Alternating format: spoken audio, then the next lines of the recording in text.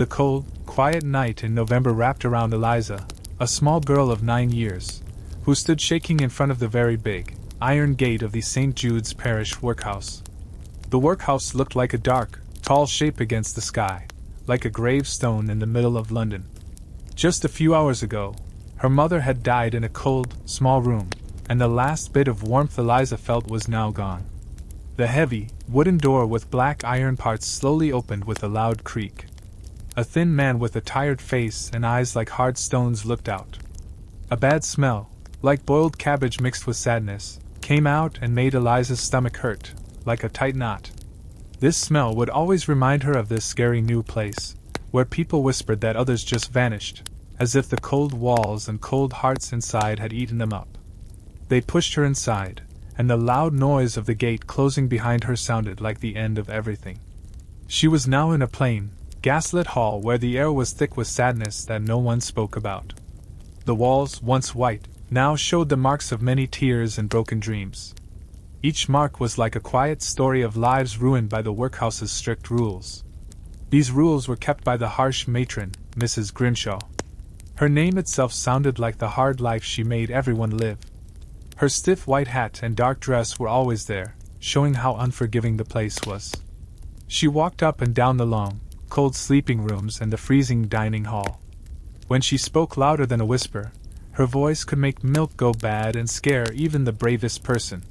She saw everything, especially any quick looks or hungry eyes staring too long at a piece of bread. In St. Jude's, even a small piece of bread was special, and a kind word was something no one had ever heard. It was a place where people lost who they were. They had to take off their old clothes and wear rough, gray uniforms. This made children, men, and women all look the same, just numbers. They were like small parts in a big, cruel machine that never stopped, a machine that was made to punish poor people, not help them. This was very different from the outside world. Outside, bright gas lamps lit up busy streets, and sometimes the sweet smell of roasted nuts floated by, making fun of the always empty stomachs inside the workhouse walls. These stomachs hurt with a hunger so deep it felt like it ate at their very soul, making dreams of food feel more real than anything awake. But even in this sad place, Eliza was drawn to the quiet talks she heard in the big, empty rooms. Stories were whispered late at night between thin, scratchy blankets. Tales of strange things happening and people disappearing without a trace. Rumors said there was a secret part of the building, called the Silent Quarter. They said people who complained too much or whose spirits wouldn't break were taken there and never seen or heard from again. Older, more tired people in the workhouse often said these were just silly stories or childish fears. But Eliza, with her young but sharp eyes, saw things others didn't. Or maybe others chose not to see them to protect themselves. Like how the night guard, a big man named Silas with an always sad face, would sometimes stop outside the laundry room door, listening very closely to nothing at all. Or the strange, slightly sweet smell that sometimes came from the matron's private office, a smell she had never smelled before. It was both nice and scary at the same time. And there was the fact that old man Hemlock, a kind but weak old man who often shared his tiny bit of daily bread with the younger children when he thought no one was watching, had suddenly disappeared last Tuesday. His bed was empty. His few things were gone. Mrs. Grimshaw just said he had been moved to a better place. This phrase sounded like a cruel joke, given how bad things were there. This made the people who believed in ghosts even more worried. They talked about his ghost still walking the halls, crying softly for his lost family. These small, odd things started to make Eliza less scared and more uneasy. She felt that under the strict rules and same old daily life of the workhouse, something much worse was happening. Something that the cold, hard walls seemed to soak up and make bigger, but never show. A secret truth hidden in their cruel life. A truth that she, even though she was young and the odds were against her, felt she had to find out. A dangerous wanting to know started in her young heart, a heart that had already felt too much pain and now refused to accept things that couldn't be explained. The worrying way people just disappeared into the dark gloom, every day. The day started before the sun came up, with the loud whistle of the boss cutting through the heavy, old air of the sleeping rooms. It woke everyone up suddenly from their bad, dreamless sleeps on straw beds that didn't help much against the cold. They had to quickly put on their rough, gray uniforms, which scratched their skin and always reminded them of how little they had. Then came a quick walk to the shared washroom, where freezing cold water was all they had to clean themselves. It was a big shock that woke them up for a bit but didn't stop them from feeling tired all the time. After that, a small breakfast of watery soup, eaten silently while the staff watched them with hard, unblinking eyes. It was hardly enough food for a small bird, let alone a person who was expected to do hours of hard work. But hunger was always with them here, a dull pain that never really went away. Then the long, hard hours of work began. For the girls, it was laundry. They scrubbed huge piles of dirty sheets in freezing water until their hands were raw and bleeding. The steam from the tubs did little to warm the cold room. Their backs hurt from bending over the washboards. The smell of soap and wet cloth stuck to them like a second skin. For the boys, it was breaking stones or pulling apart old ropes, a boring and endless job that made their fingers bleed and crushed their spirits. Each day was just like the last, an endless round of work and not enough of anything. They were told this was to teach them to be good and not lazy, but really it just broke their will and put out any small hope they still had in their hearts. Yet in the middle of this life that crushed their spirits, Eliza found times to quietly watch things. She saw how the older boys would sometimes quickly look at the kitchen staff, small signs that hinted at secret deals for more food. Or how a group of women in the sewing room would talk using many hand signs, their silent language a way to fight against the forced quiet, a way to share secrets the staff couldn't understand. And she started to pay closer attention to how the workhouse was built. She memorized the long halls, the locked doors, the quiet sounds that came from behind closed windows. Slowly, she made a picture in her mind of this confusing building, a map that she hoped might one day lead her to answers, to the truth behind the disappearing people. This job was made even harder by being watched all the time and the fear of being punished. For any sign of not obeying, or even being too curious, was met with harsh punishment, a hit with a stick, or being locked alone in the dark, rat-filled cellar. But the memory of Old Man Hemlock and the quiet talks about the silent quarter made her brave. It pushed her past her fear, making her stay awake long after the other children had fallen asleep from being so tired. She listened to the old building creak and groan, the faraway shouts of the night guard. And one special night, a sound unlike any other caught her ear. It was a quiet, steady thumping, almost like a heart beating, coming from deep inside the workhouse. A sound that seemed to have a life of its own, pulling her curiosity like a moth to a light. It was both scary and strangely interesting. This led her to quietly slip out of her bed. Her bare feet made no sound on the cold stone floor. She moved carefully through the sleeping room, past the rows of same-looking beds. Her heart beat fast against her ribs, just like the mysterious thumping she was following. She crept towards the very end of the hall, where a small, almost hidden door, usually locked and never opened, seemed to be where the strange noise came from. The door looked just like the dirty wall it was in, except for a tiny crack at its bottom. Through this crack, a faint, unnatural light seemed to shine, asking her to come closer. As she put her ear against the cold wood, the thumping got louder, clearer. Now, she could also hear what sounded like quiet voices, whispers that seemed very urgent. A secret language spoken in low tones. She held her breath in her throat. A wave of cold fear washed over her as she understood what she was hearing, that the silent quarter might not be just a story, but a very real, very busy part of the workhouse. A place where secrets were not just kept, but actually made. Where people might not just disappear, but be made to disappear. Her small hand reached out without thinking towards the door, her fingers feeling the rough wood. A sudden, loud creak from the floorboards behind her pulled her back to the real world, sending a rush of pure terror through her body. She froze, her eyes wide with fear, sure that she had been caught. That Mrs. Grimshaw or Silas had found her. That her short moment of brave wanting to know would lead to a quick, cruel punishment. But as she slowly turned, holding her breath, she only saw the faint shapes of the sleeping children. Shadows played tricks in the dim light. Yet the creak had been truly real, too loud to be just the old building settling. It was a sound that meant someone else was awake, someone else was moving, Someone else was perhaps also listening. A deep cold feeling went down her back. A feeling of being completely open and helpless in the big, dark, echoing space. This made her go back as fast and quietly as she had come. Her heart was still beating hard, her mind racing with 1,000 questions. But as she slipped back into her bed, pulling the thin blanket over her head, she noticed something new, something that hadn't been there before. A small, roughly carved wooden bird, no bigger than her thumb, lay on her straw bed. Its smooth, cool surface felt very different from the rough blanket. It was a quiet, unsettling message left for her. A sign of someone being there that she hadn't seen. A sign that she was not alone in her late-night walks. That someone had been in her bed, in her private space, while she was at the forbidden door. This clearly showed that her movements were being watched, her wanting to know was noticed. And this finding, instead of stopping her, only made the mystery deeper. It proved her idea that the workhouse held more than just pain and hunger. It held secrets, dark, dangerous secrets. And now, it seemed, she was right in their path. Her young mind was filled with a mix of fear and a strange, strong will to understand what the wooden bird meant, and the strange sounds, and the disappearing people. She wondered who could have left it, and why, and what they knew about the quiet, thumping heart of the workhouse. A heart that seemed to beat with a pulse of hidden fear. A pulse that pulled her deeper into its dark depths.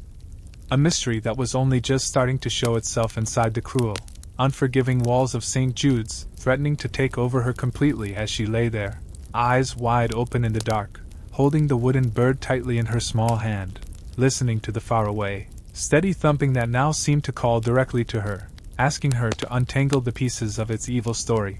The little wooden bird felt smooth and strange in Eliza's hand, a tiny warmth against her cold skin, and as the first weak light of dawn slowly crept through the high, barred windows, painting faint, gray lines on the dormitory floor, she carefully hid the bird deep inside the pocket of her rough, gray uniform, a secret treasure that felt both dangerous and important, a heavy weight against her hip that seemed to pull her deeper into the mystery of the workhouse, and the thumping sound was gone now, replaced by the usual morning noises, the creaking of old beds, the soft sniffles of children still half asleep, and then the sharp, piercing whistle of the overseer, which cut through the quiet like a knife, forcing everyone to jump up and start the same old, hard day.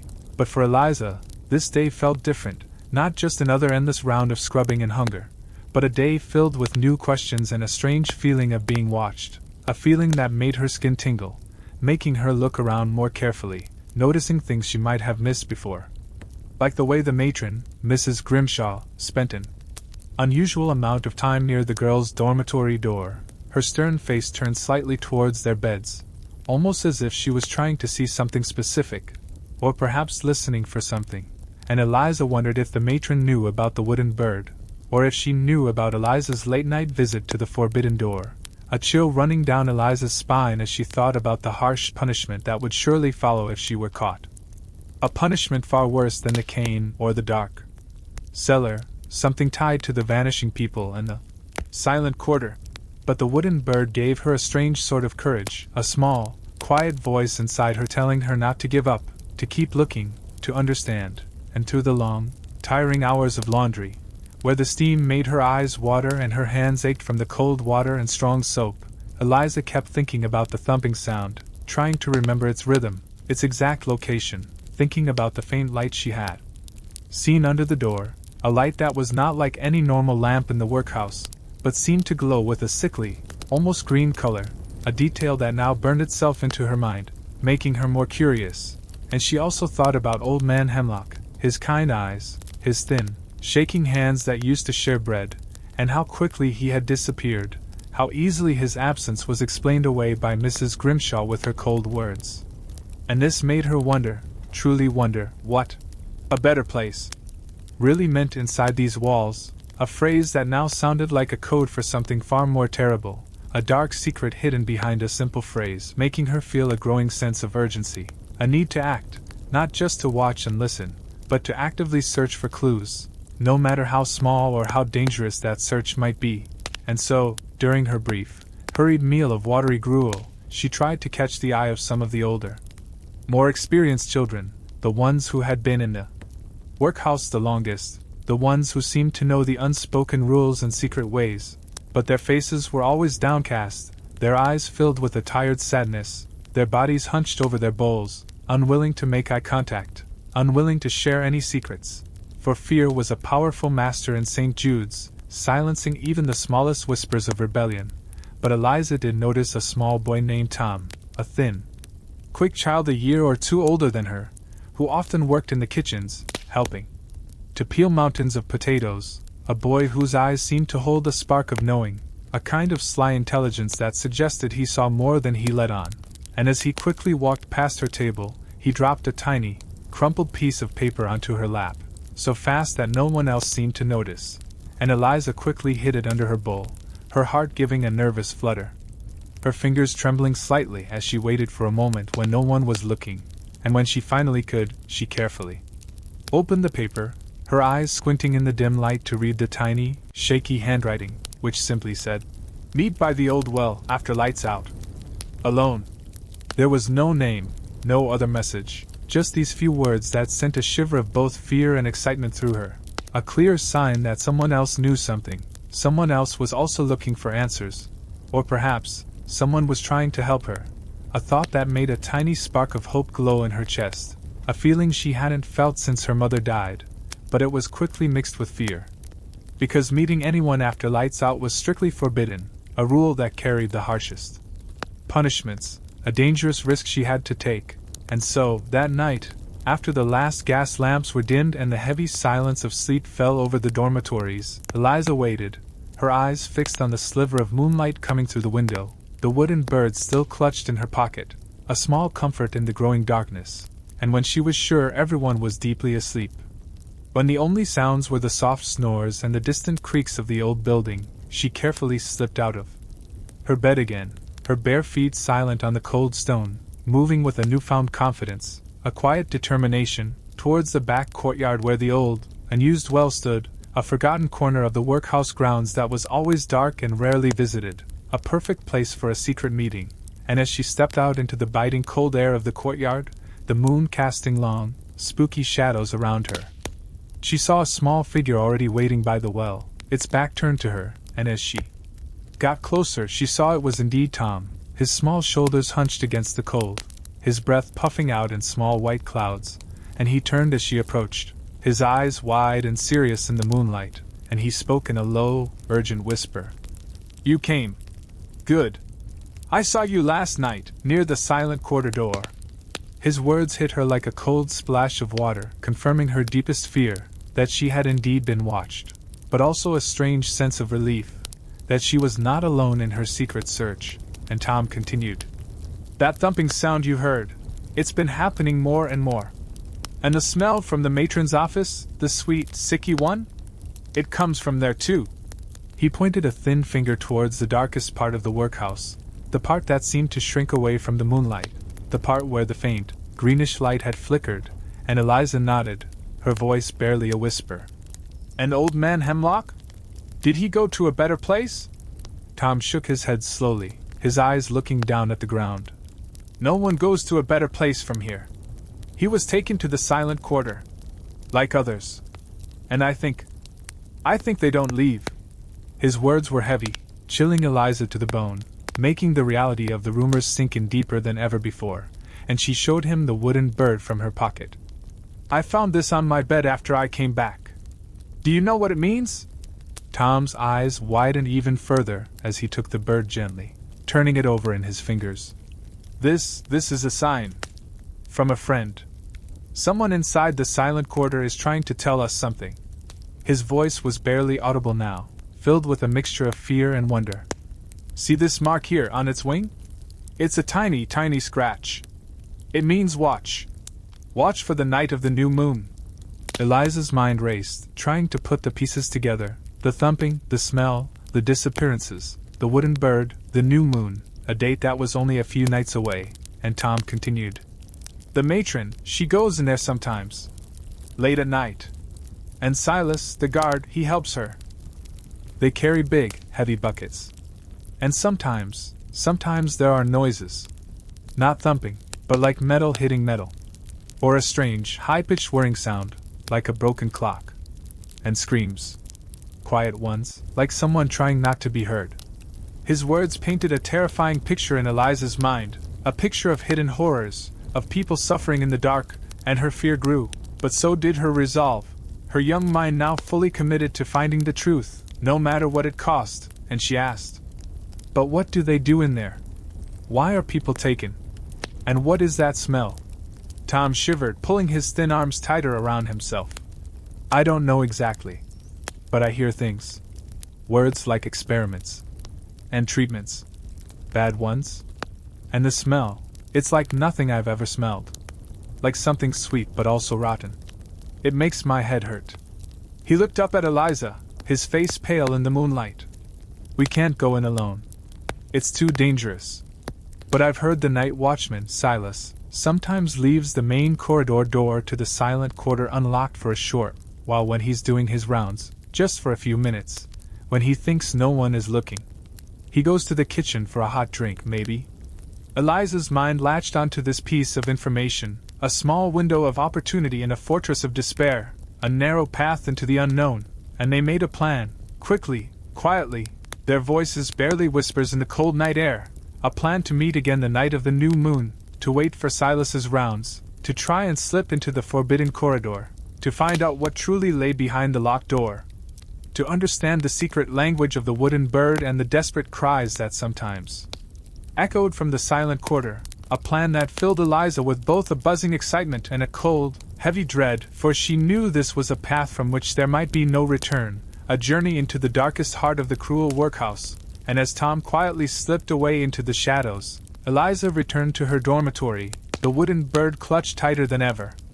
Its smooth surface a tiny beacon of hope and a heavy reminder of the dangerous secrets she now carried, secrets that beat in rhythm with the distant, imagined thumping from the silent quarter, a thumping that was no longer just a sound, but a call to action, a desperate plea from those who had vanished, waiting for someone, anyone, to untangle the pieces of its evil story and finally bring light to the dark truths hidden within St. Jude's, truths that promised to reveal a far more sinister purpose than mere punishment for poverty.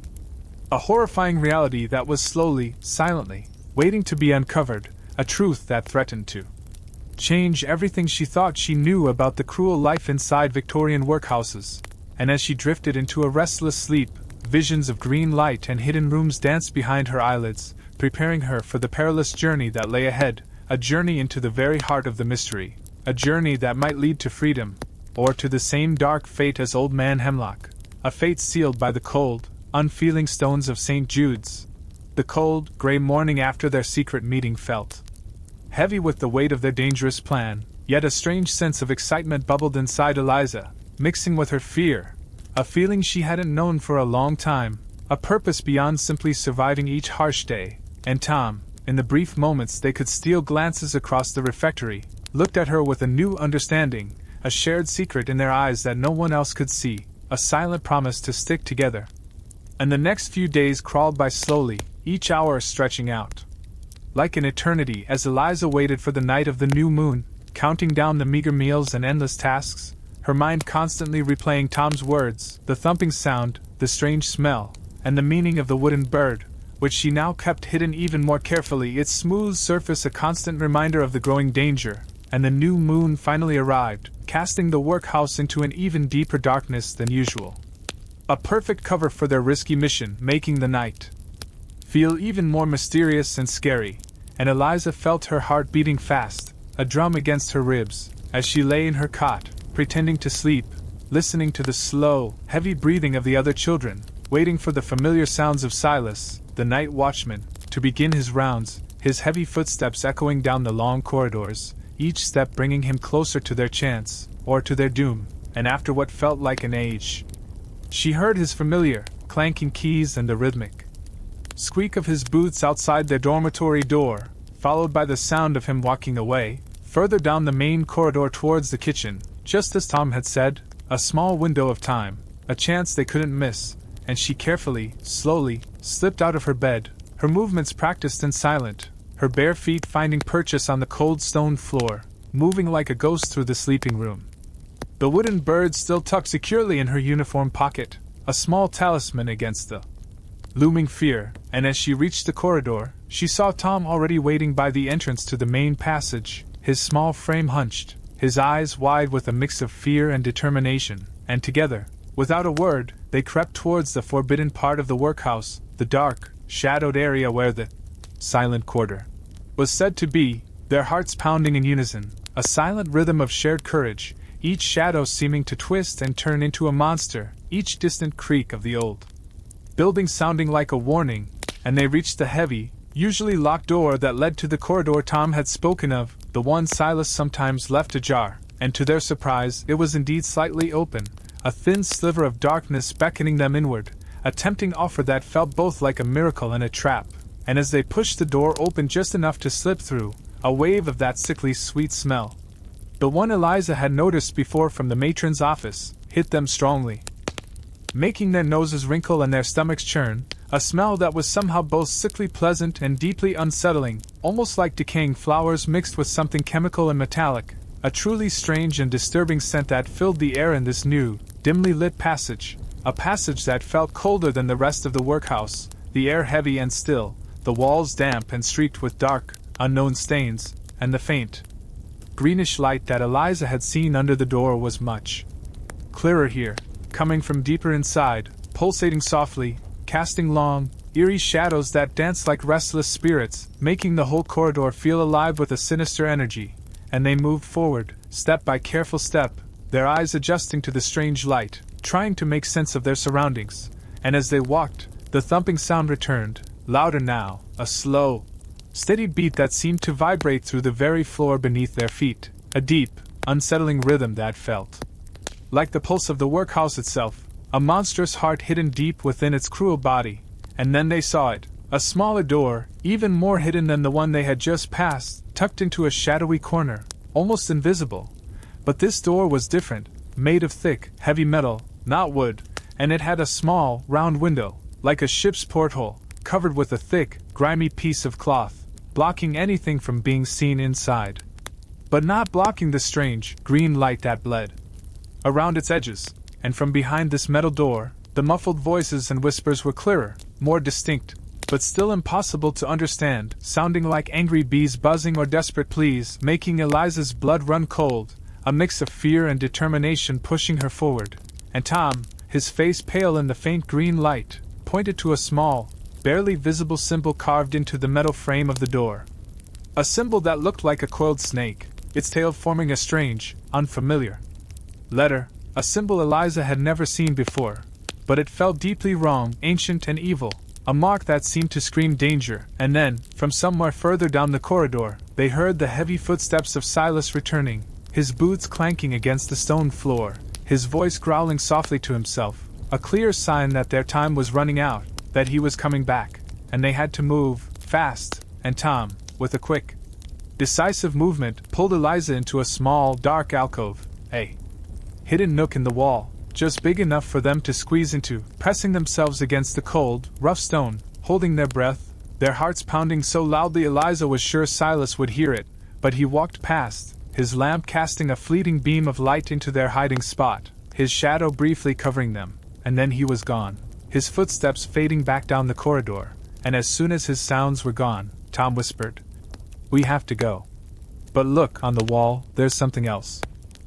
He pointed to a section of the wall near the metal door, where faint, almost invisible drawings were etched into the stone, drawings that looked like strange machines, gears and levers, and what looked like a human body, but not quite right, distorted, with lines and symbols drawn all over it, like a map of pain, making Eliza gasp silently, a horrified realization dawning on her, that this wasn't just a place of punishment, but a place of something far more terrible, something twisted and unnatural, something that these strange drawings were trying to show, a chilling hint at the true horrors hidden behind the metal door, a door that pulsed with the strange green light and the muffled, desperate sounds, and they saw a series of numbers carved just below the drawings, small, neat numbers that seemed completely out of place in this grimy, forgotten corridor, a code, perhaps, or a record, a clue that needed to be understood.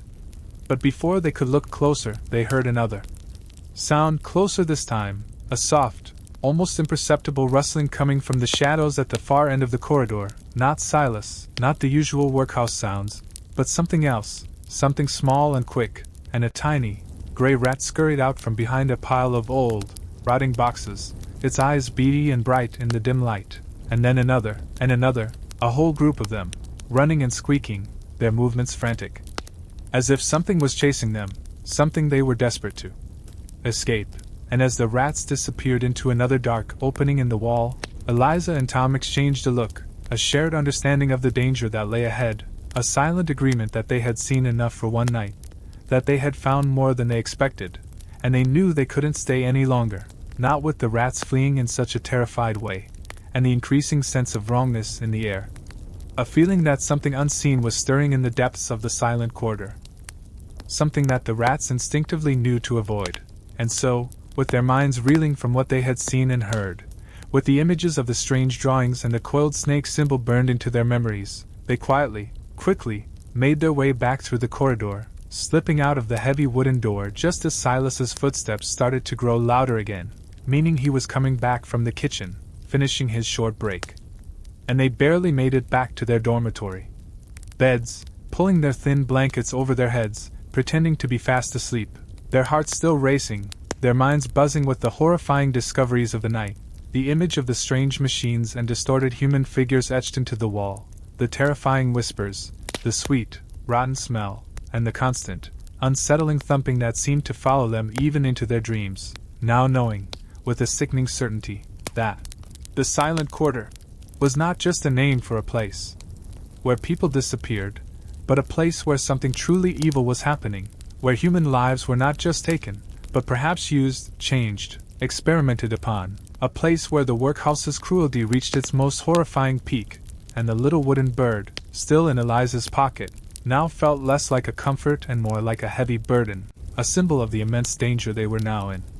A danger that had revealed itself in the eerie green light and the strange, ancient symbols, a danger that was far greater than simple hunger or hard labor, a danger that promised to consume them both if they weren't careful, and as Eliza finally drifted into a fitful, shallow sleep, her dreams were filled with the image of the coiled snake, its eyes glowing with that same sickly green light, its tail writhing around the strange, distorted human shapes on the wall, drawing her deeper into the terrible secrets of St. Jude's. Secrets that felt like they were reaching out from the darkness, pulling her into a web of horror that she had only just begun to untangle, a web that seemed to tighten around her with every passing moment, a web from which escape felt increasingly impossible, a chilling realization that would haunt her every waking moment, forcing her to confront the true, terrifying nature of the cruel life inside Victorian workhouses, a life that was far more sinister than any nightmare. Eliza woke up with a gasp, the last scary images of her dream, the coiled snake with its glowing green eyes, the twisted human shapes on the wall, still sharp in her mind, and for a moment, she couldn't tell if she was truly awake, or still caught in the workhouse's dark dream, but the cold, hard reality of her straw mattress and the familiar, stale smell of the dormitory quickly brought her back, yet the feeling of dread stayed with her, a cold knot in her stomach, making her heart beat a little faster than usual. And as the day began with the usual harsh whistle and the endless, boring tasks, Eliza felt a new kind of tiredness, not just from the hard work, but from the heavy weight of the secrets she now carried, secrets that buzzed in her mind like angry bees, demanding to be understood, demanding to be solved, and she kept glancing at Tom, who seemed equally quiet and thoughtful, his small face showing the same burden of their shared discovery, and during their brief moments together, scrubbing laundry or lining up for gruel, they would exchange quick, meaningful looks, a silent conversation that only they understood, a reassurance that they were in this together, and Eliza still felt the smooth, hard wood of the carved bird in her uniform pocket, a small, hidden comfort, but also a constant reminder of the message it carried. Watch for the night of the new moon. A message that now seemed to whisper warnings of unseen dangers, and the days leading up to the next new moon felt like an eternity, each passing hour a slow torture as Eliza waited, her eyes open wider, seeing more, noticing the small details that others ignored, like the way Mrs. Grimshaw's usually stern face sometimes seemed to twitch with a strange, nervous energy, especially when Silas, the night watchman, was nearby, or the way Silas himself would sometimes rub his temples, as if trying to get rid of a headache, his eyes looking tired and worried, not just grim. Small signs that even these powerful workhouse staff members might be affected by the dark secrets of the silent quarter, or perhaps were even unwilling participants in its horrors, a thought that made Eliza even more curious, and she also started to pay attention to the other inmates, especially those who seemed quiet, withdrawn, or showed strange behaviors, wondering if they too had seen something, or if they had friends or family who had vanished, if they also carried unspoken secrets about the workhouse's dark heart. But most of them just looked lost, their eyes empty, their spirits broken by the endless toil and hunger, making Eliza feel even more alone in her dangerous quest, and the constant thumping sound, which had been faint before, now seemed to become a little clearer, a steady, low beat that sometimes felt like it was coming from everywhere and nowhere at once, a sound that she now connected directly to the machines and experiments she had seen drawn on the wall, a terrifying confirmation of her fears. And a sickly sweet smell, that mix of flowers and rotten chemicals, also seemed stronger sometimes, wafting through the corridors when the matron's office door was left slightly open, or when Silas passed by after his visits to the forbidden wing, clinging to his rough uniform, a terrible perfume of hidden evil. And Eliza made sure to memorize the path to the silent quarter even better, counting her steps, noting every turn, every creak in the floorboards, every shadow, preparing herself for their next secret visit. And she often thought about the strange drawings on the wall, the distorted human figures, the gears and levers, trying to imagine what kind of terrible machines they could be, what kind of pain they could cause, a chill going through her every time she thought about it. And she wondered about the numbers carved below the drawings, if they were dates, or prisoner numbers, or something even more cryptic, a code that held the key to the mystery. And she also wondered about the coiled snake symbol, so ancient and evil-looking. What it meant, who had carved it, and if it was a sign of a secret group, a dark order operating within the workhouse, twisting lives for some unknown, wicked purpose. And the night of the new moon finally arrived again, bringing with it a blanket of darkness that felt both comforting and terrifying. And Eliza lay in her bed, her heart a frantic drum, waiting for Silas's footsteps, for the sign that it was time to move. And when the moment came, when she heard the familiar clank of his keys fading down the corridor, she slipped out, moving with a quiet urgency that was now becoming second nature, her bare feet silent on the cold stone. And Tom was already there, a small, dark shape waiting by the wooden door, his eyes wide and serious in the deep shadows, and they exchanged a quick, silent nod, a shared understanding of the danger and the importance of their mission. And they pushed the wooden door open just enough to slide through, the same sickly sweet smell hitting them like a physical blow, making their eyes water. But they pushed through it, their resolve hardened by their previous visit, and they crept down the dark, damp corridor, the greenish light from the metal door pulsing stronger now, almost calling to them, a hypnotic, eerie glow that lit up the strange drawings on the wall, making them look even more terrifying, the distorted human shapes seeming to writhe and suffer in the dim, unnatural light. And the thumping sound was louder than ever, a powerful, rhythmic beat that vibrated through their very bones, filling the air with a sense of immense power, or immense pain, they couldn't tell which. And as they reached the metal door with the porthole window, they pressed themselves against the cold wall, listening intently. And this time, the muffled voices behind the door were clearer. Not just angry buzzing, but distinct words, though still whispered and mixed with strange, gurgling sounds, like someone trying to speak through water, or someone in great distress. And Eliza could make out a few words, broken phrases that chilled her to the core, words like process, adaptation, failure, and the serum. Words that painted a horrifying picture in her mind, a picture of force changes, of unwilling victims, of medical experiments gone terribly wrong.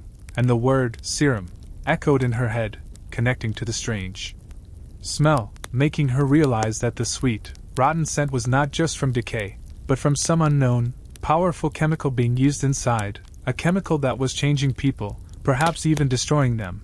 And then they heard it, a soft, scratching sound coming from inside the covered porthole window, a faint, rhythmic scratching, almost like a desperate message, a call for help.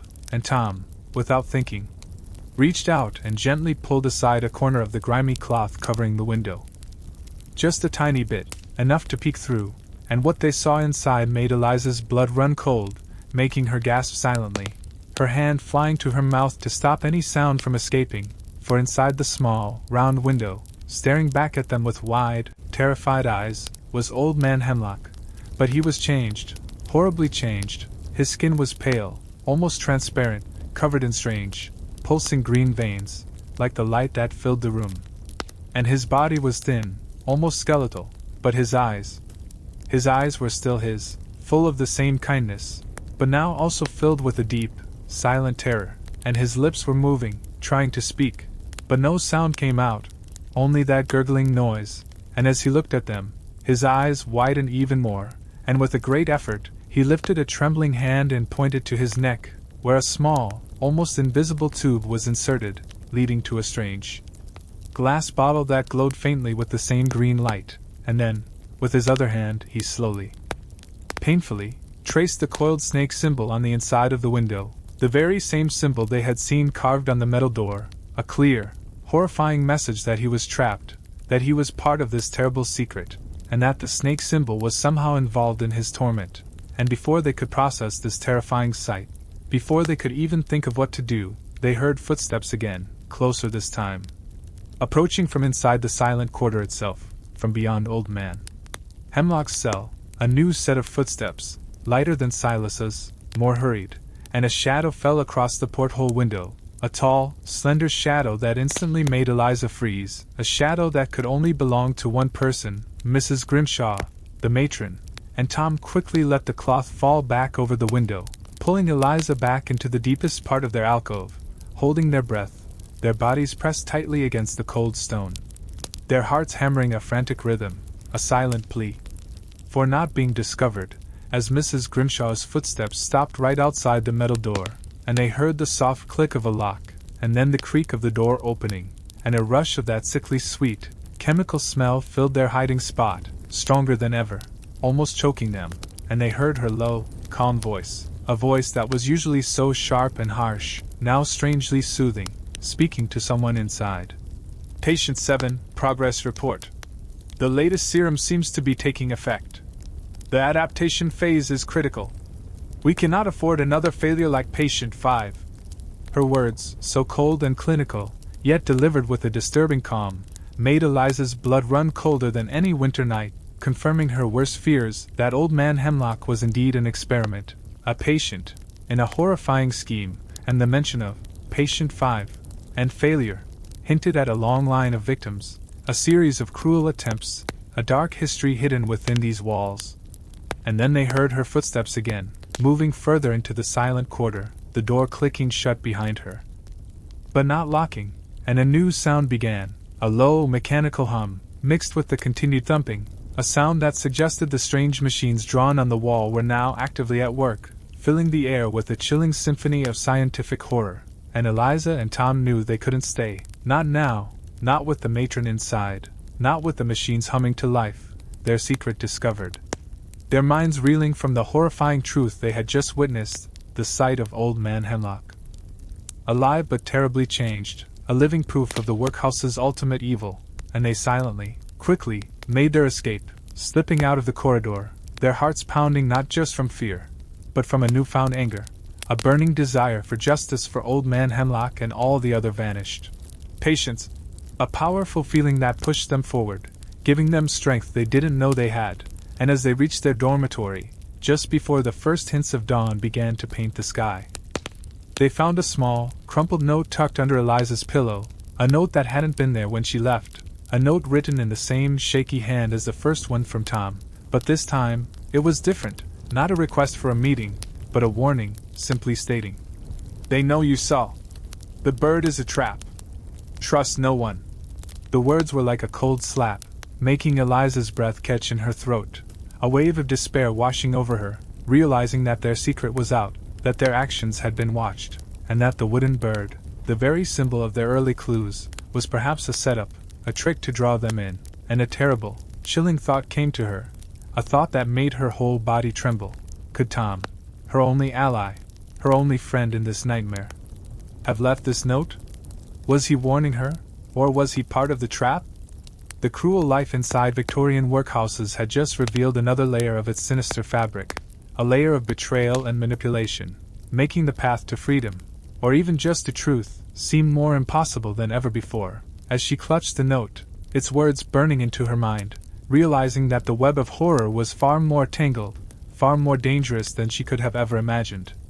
A web from which escape felt not just impossible, but utterly terrifying, with every shadow now seeming to hide an enemy, every whisper a potential lie, and the workhouse, once just a place of suffering, now felt like a living, breathing monster, its green-lit heart beating with sinister secrets, its grip tightening around Eliza, threatening to drag her down into its darkest depths, a battle for truth and survival that had just begun, with the stakes higher than ever. Eliza stared at the crumpled note in her hand, the words, "They know you saw. The bird is a trap.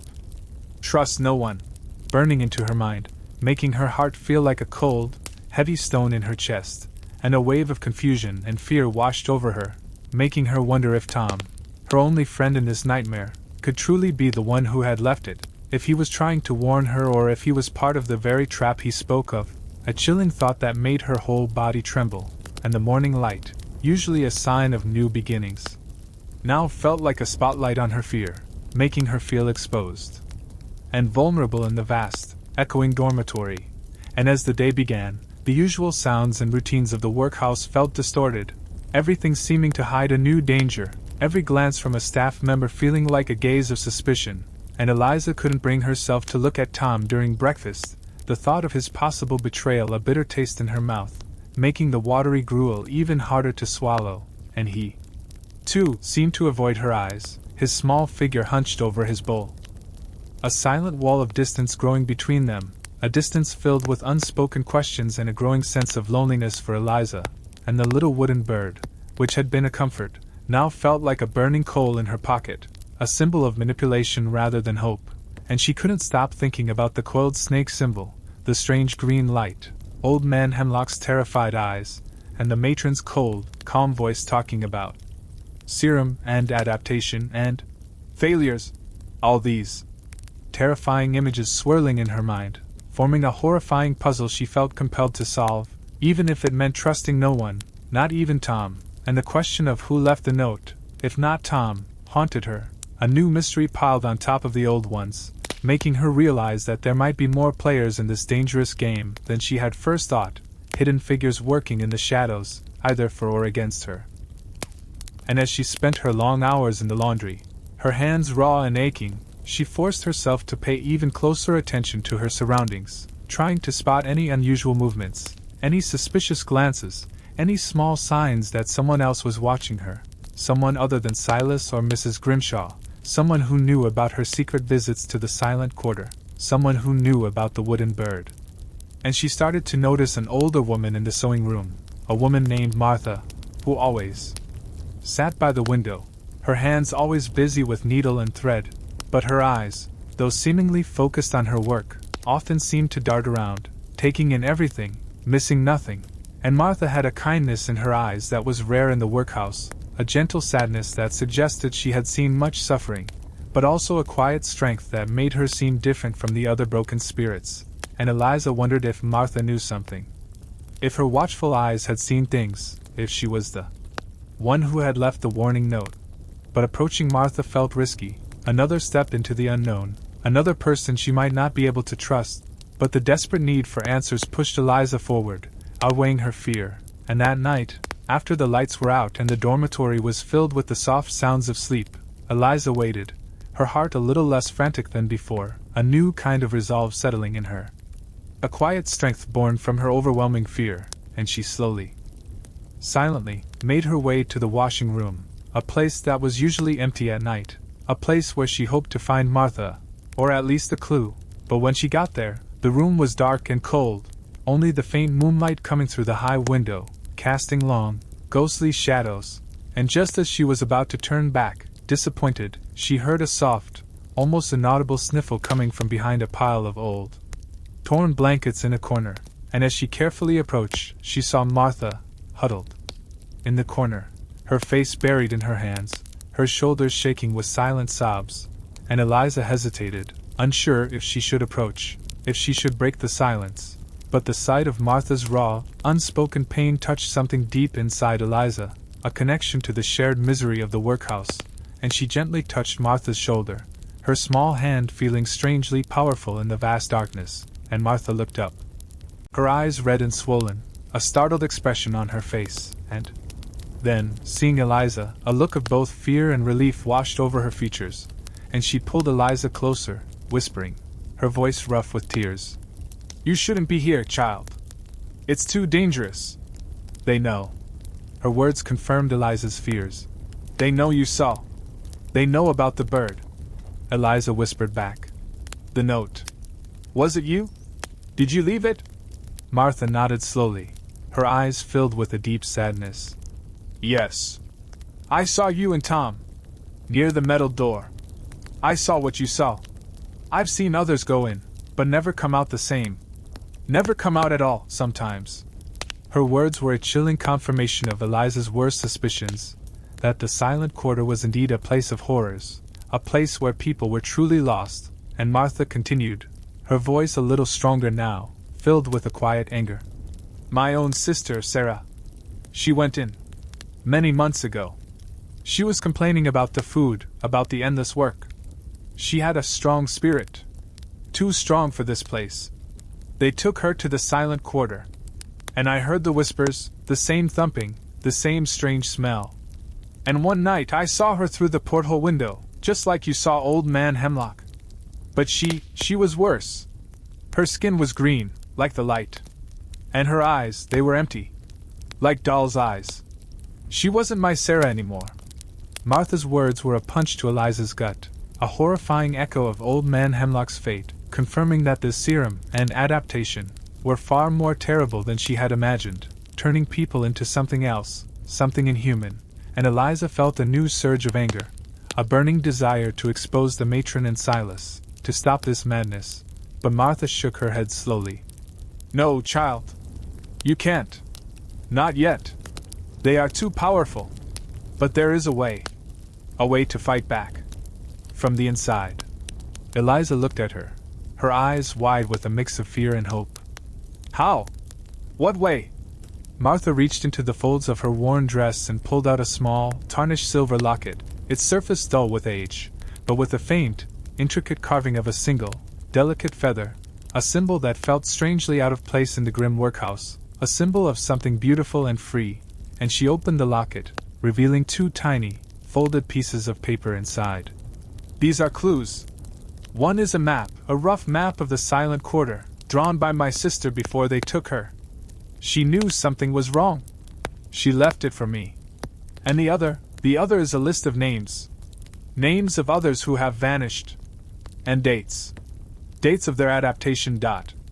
Eliza's eyes widened as she took the locket, her fingers trembling as she carefully unfolded the small, yellowed papers, the map showing not just the hidden corridor, but also small, interconnected rooms, with symbols and strange writings, confirming the existence of multiple cells and experiment rooms, and the list of names, a long, tragic list, each name a person lost, a life taken by the workhouse's dark secrets.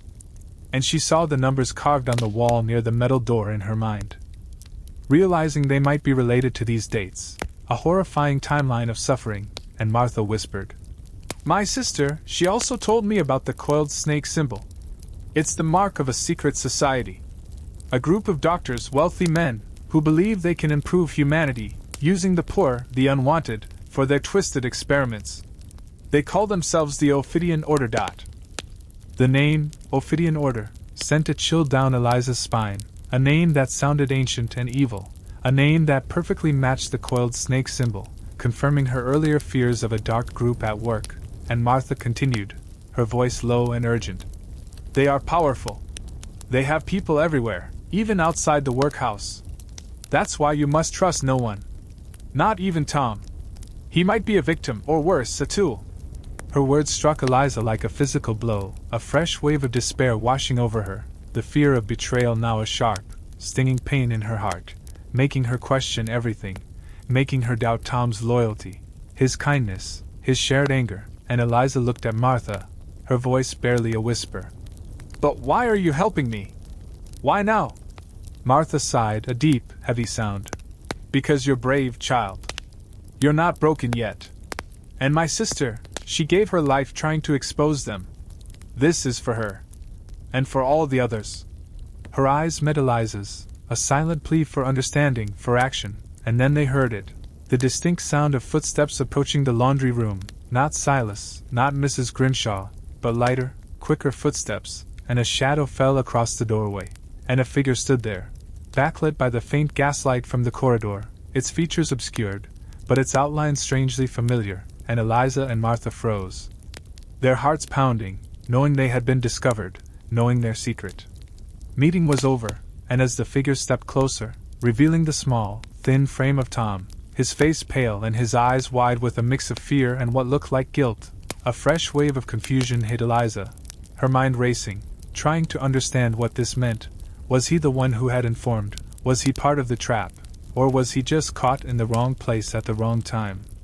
His presence at this forbidden meeting adding another layer of complexity, another twist to the already tangled web of secrets and lies within St. Jude's, making Eliza realize that the warning, "Trust no one," now felt more real, more urgent than ever, and she clutched the locket and the tiny papers even tighter, feeling the cold metal pressing against her palm, a new and dangerous chapter of her struggle for truth and survival beginning at that very moment, a chapter where enemies and friends were indistinguishable, and the cruel life inside Victorian workhouses had just tightened its grip around her, pulling her deeper into its sinister core, a fight for justice that now felt almost impossible, yet she knew, with a fierce certainty, that she could not, would not, give up, not with Sarah's map and list in her hand, not with old man Hemlock's terrified eyes haunting her, a new and terrifying game of cat and mouse that was far from over.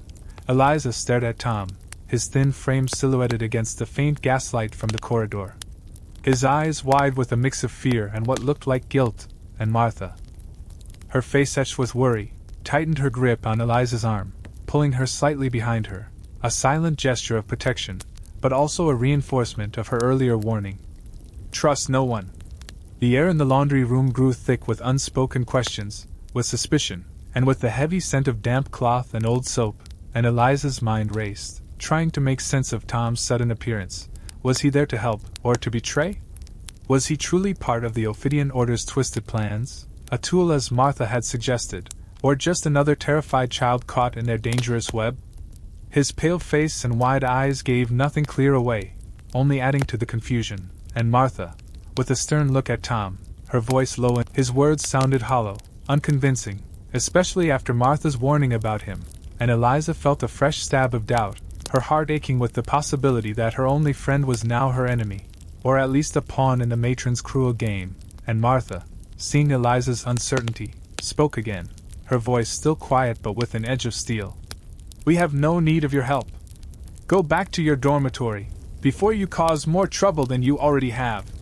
Tom looked up quickly, a flash of hurt in his eyes, but then it was replaced by a look of something else, something Eliza couldn't quite place, a quick, almost unnoticeable flicker of anger, or perhaps, desperation, and he hesitated for a moment, his gaze darting from Eliza to Martha, then back to Eliza, as if trying to communicate something with his eyes, a silent plea or a hidden message, but then, without another word, he turned and quickly disappeared back into the shadows of the corridor.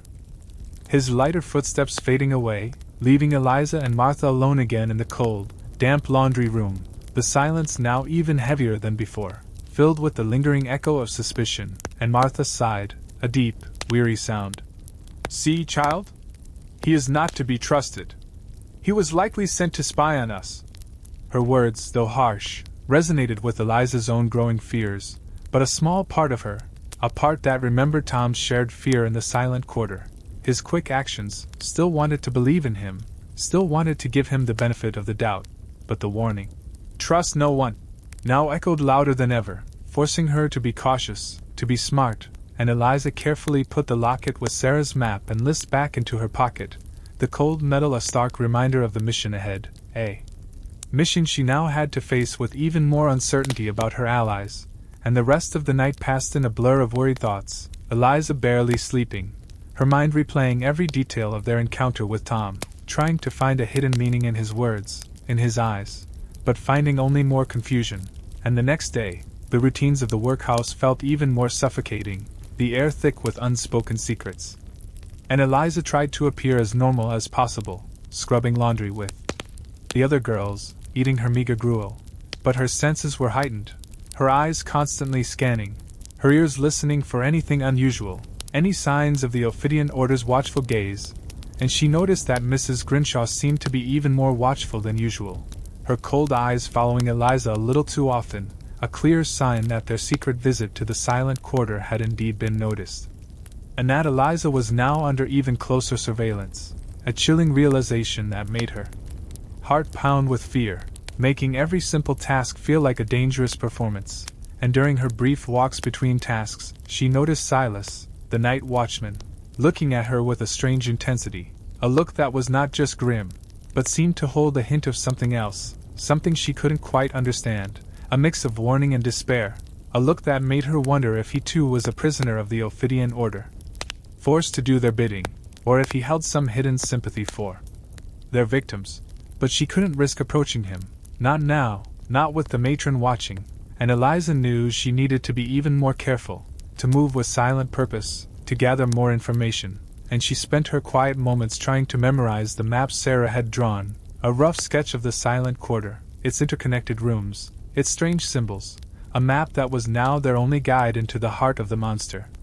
And she studied the list of names, each name a person, a life, a tragedy, each date a horrifying milestone in the Ophidian Order's cruel experiments, and she realized that many of the names were of people she had seen in the workhouse, people who had just vanished, their absence explained away with simple lies, and a fierce anger burned inside her, fueling her resolve, making her even more determined to expose this evil, no matter the risk, and she and Martha began to exchange quick, secret signals, tiny gestures during their work that no one else would notice, a slight nod of the head, a specific way of folding a cloth, a shared glance that spoke volumes, a silent language of resistance that kept their hope alive, a small spark in the suffocating darkness, and Martha, through these silent signals, managed to convey a message to Eliza.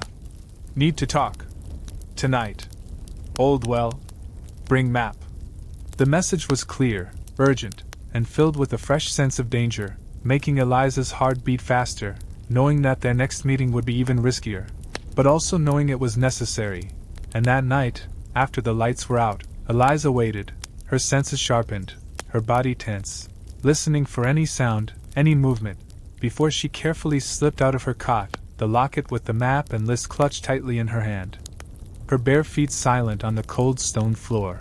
And as she made her way to the back courtyard, the new moon now a thin sliver in the sky, casting long, dancing shadows, she saw Martha already waiting by the old well, her face a mask of worry, her eyes darting around nervously, and Eliza approached her, her voice a low whisper. "What is it, Martha? What's wrong?" Martha pulled her into the deepest shadows of the well, her voice urgent and trembling. "They moved Sarah, my sister. Her cell is empty. I saw Mrs. Grimshaw and Silas going in there earlier today, carrying her out on a stretcher covered with a sheet. They took her deeper inside. To a new room. A new phase. Her words hit Eliza like a blow, a chilling confirmation that the Ophidian Order's experiments were still ongoing, still evolving, and that Sarah was still suffering, or perhaps, had been taken to her final, terrible fate. And Martha continued, her voice filled with despair. "And Tom, he was seen talking to Silas yesterday. Quietly. In a corner. He looked worried. But then Silas gave him something, a small, dark object. I couldn't see what it was. But it worries me, child. It worries me greatly." Eliza's heart sank, the last flicker of hope for Tom's innocence dimming, replaced by a cold, hard suspicion, the warning, "Trust no one," echoing in her ears with a renewed, painful clarity, and she pulled out Sarah's map, its lines and symbols now feeling more urgent, more vital than ever. "Where would they take her, Martha? Where is this new room?" Martha looked at the map, her finger tracing a path through the confusing lines. "There's a hidden passage here, behind the main experiment rooms." Sarah drew it with a cross. She called it the Serpent's Coil. She said it led to the deepest part of the silent quarter, where the most advanced experiments happen, and where the failures are kept. The name, the Serpent's Coil, sent a fresh shiver down Eliza's spine, perfectly matching the symbol of the Ophidian order, hinting at an even greater horror, a deeper layer of evil hidden within the workhouse's core, a place of no return, and Eliza felt a profound sense of despair, but also a fierce determination. We have to go there. We have to find her. We have to stop them. Martha looked at her, her eyes filled with a sad understanding. It's a death trap, child. But I will help you. We can't let Sarah's life be in vain. But we need more than a map. We need a distraction. Something big enough to pull Mrs. Grimshaw and Silas away from the silent quarter, even for a short time. Eliza's mind raced, thinking about the strict rules, the constant surveillance, the utter lack of anything that could cause a distraction, in the perfectly ordered, perfectly controlled chaos of the workhouse. But then, a strange memory surfaced, a fleeting image of the kitchen, of the old, leaky gas pipes that ran along the ceiling, pipes that the scullery maid often complained about. Pipes that sometimes hissed faintly in the quiet hours of the night, a dangerous idea forming in her mind, a desperate, reckless plan that could either save them or destroy them completely. And she looked at Martha, her eyes wide with a new, dangerous spark. The kitchen. The gas pipes. If they were to leak a little more. Just enough to cause a commotion. A small fire, perhaps.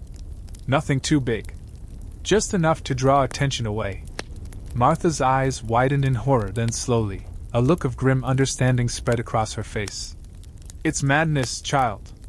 But it might just work. A small fire in the kitchen would create enough panic to give us a window. But it's dangerous. Very dangerous. Eliza nodded, her resolve hardening. We don't have another choice. Sarah needs us. And so, their new plan was forged in the chilling darkness of the courtyard, a plan that involved a dangerous act of sabotage, a desperate attempt to create chaos in order to find truth. And as they quietly parted ways, slipping back to their respective dormitories, Eliza felt the cold weight of the locket in her pocket, a symbol of the heavy responsibility she now carried, the weight of Sarah's map and list. The fate of all the vanished patients, resting on her small shoulders, and as she lay in her cot, pretending to sleep, the wooden bird still hidden, a new thought, a fresh wave of fear came to her. If Tom was indeed a tool, if he was working with Silas, he would know about the kitchen's weak points, he would know about the leaky pipes. And he could easily use this information against them, turning their desperate plan into an even more dangerous trap.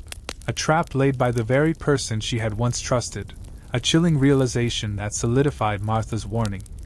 Trust no one. The cruel life inside Victorian workhouses was not just about suffering and hunger, it was about dark schemes, betrayal, and a hidden war being fought in the shadows, a war that Eliza, a small, brave girl, was now firmly entrenched in, a fight against an evil that seemed to grow stronger, more cunning, with every passing moment. A fight for her own survival and for the souls of those who had been lost to the Ophidian Order's wicked designs, a battle that would determine if she, too, would become another name on Sarah's tragic list, or if she would finally bring light to the sinister depths of St. Jude's. The chilling realization that Tom might be a tool, a spy, sent a fresh wave of fear through Eliza, making her stomach clench with a sick feeling of betrayal, and as she lay in her cot, the thin blanket offering little comfort against the biting cold, her mind raced, trying to make sense of everything, every glance. Every word Tom had ever spoken, now seen through the harsh light of Martha's warning, and the wooden bird, hidden deep in her pocket, now felt heavy and ominous, a symbol of manipulation rather than a clue from a friend, and the next day felt like walking on thin ice, every step a risk, every shadow a potential enemy. And Eliza forced herself to act normal, scrubbing laundry, eating her watery gruel. But her senses were on high alert, constantly scanning for any sign of treachery. Any hint that the matron or Silas had set a trap for her, using Tom as their bait, and she avoided Tom's gaze, her heart aching with a mix of anger and sadness, the thought of losing her only other friend in this terrible place a heavy burden on her young shoulders. But Martha's warning, "Trust no one," echoed in her mind, a harsh but necessary truth in the brutal world of St. Jude's, and the day crawled by, each hour stretching like an eternity, as Eliza and Martha continued to exchange their secret signals, small gestures that spoke volumes, planning their dangerous active sabotage in the kitchen, a desperate gamble to create a distraction and finally reach Sarah in the serpent's coil, the deepest, darkest part of the silent quarter.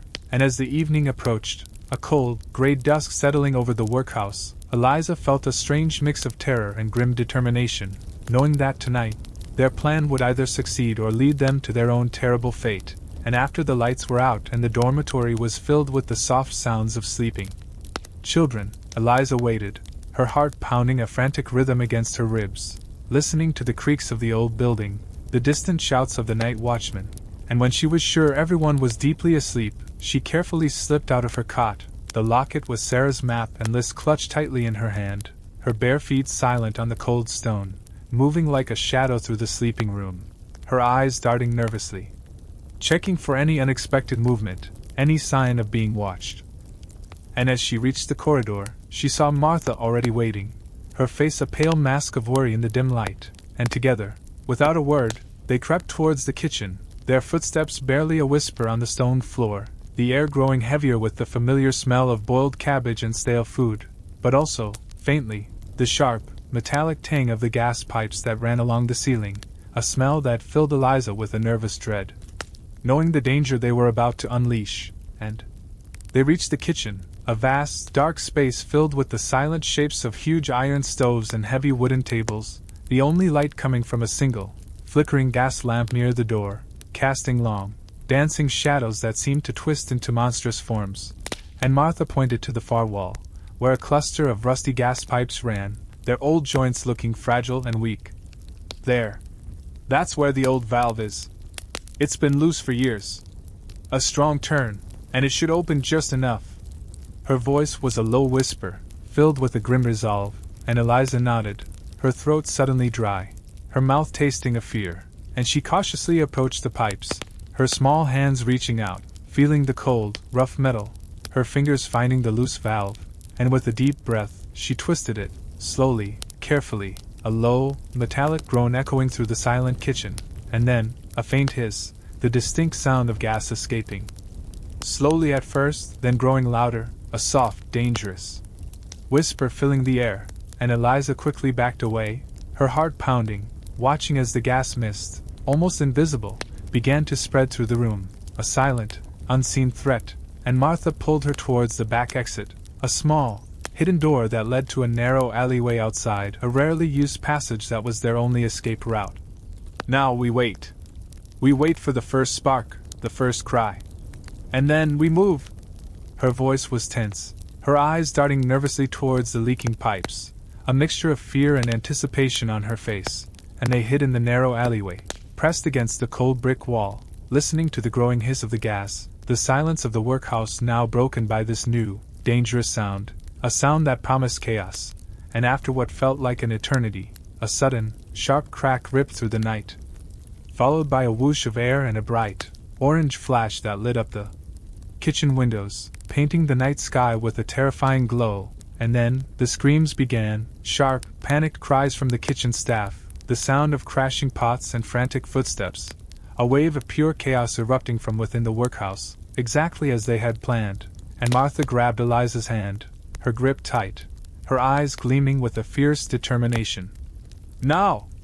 This is our chance! To the silent quarter! Follow the map! Her voice was a desperate whisper, almost lost in the growing sounds of panic and the distant shouts of Silas and Mrs. Grimshaw rushing towards the kitchen fire, their attention completely diverted, and Eliza, her heart still pounding, felt a surge of adrenaline, a desperate hope fueling her feet, and together they ran, their footsteps light and quick, weaving through the dark corridors, following the path Sarah's map showed. A path that led deeper into the workhouse's dark heart, towards the serpent's coil, and as they ran, the map unfolded in Eliza's mind, a complex maze of hidden passages and secret rooms, the symbols and lines now making more sense, guiding their desperate journey, and they passed the familiar metal door with the porthole window, the faint green light still pulsing, the thumping sound still echoing, but they didn't stop, their focus now solely on reaching the serpent's coil, the deepest, most dangerous part of the silent quarter, and they found the hidden passage Martha had spoken of, a narrow, almost invisible opening in the wall, cleverly disguised, blending in perfectly with the grimy stone, marked with a small, faded cross that Sarah had drawn on the map. And as they squeezed through the tight opening, the air inside grew even colder, heavier, filled with a strange, metallic smell mixed with the lingering sweetness of the serum. A truly unsettling combination that made Eliza's stomach churn. And the passage was dark, completely dark. Without even the faint green light, forcing them to feel their way along the damp, rough walls, their hands brushing against something slimy and cold, making Eliza shiver with disgust and fear. And the thumping sound was incredibly loud here, vibrating through her entire body, a constant, powerful beat that felt like the monstrous heart of the Ophidian order itself, a chilling rhythm of power and cruelty. And they finally emerged into a larger, circular chamber, a room that seemed to be at the very core of the silent quarter, a place where the green light was not just a flicker, but a strong, eerie glow, coming from numerous glowing tubes and glass containers that lined the walls, filled with strange, bubbling liquids, some clear, some faintly green, others a dark, murky red, a terrifying laboratory of horrors. And in the center of the room, on a cold, metal table, lay a figure, covered with a thin sheet. And Eliza's heart leaped into her throat, a terrible premonition washing over her, knowing instinctively who it was. And as Martha, with trembling hands, pulled back the sheet, Eliza gasped, a silent scream trapped in her chest, for there, on the table, lay Sarah, Martha's sister, her body horribly changed, her skin a mottled green, covered in thick, pulsing veins, just like old man Hemlock, but her eyes were wide open, empty and lifeless, staring up at the ceiling. A silent testament to the Ophidian Order's ultimate failure.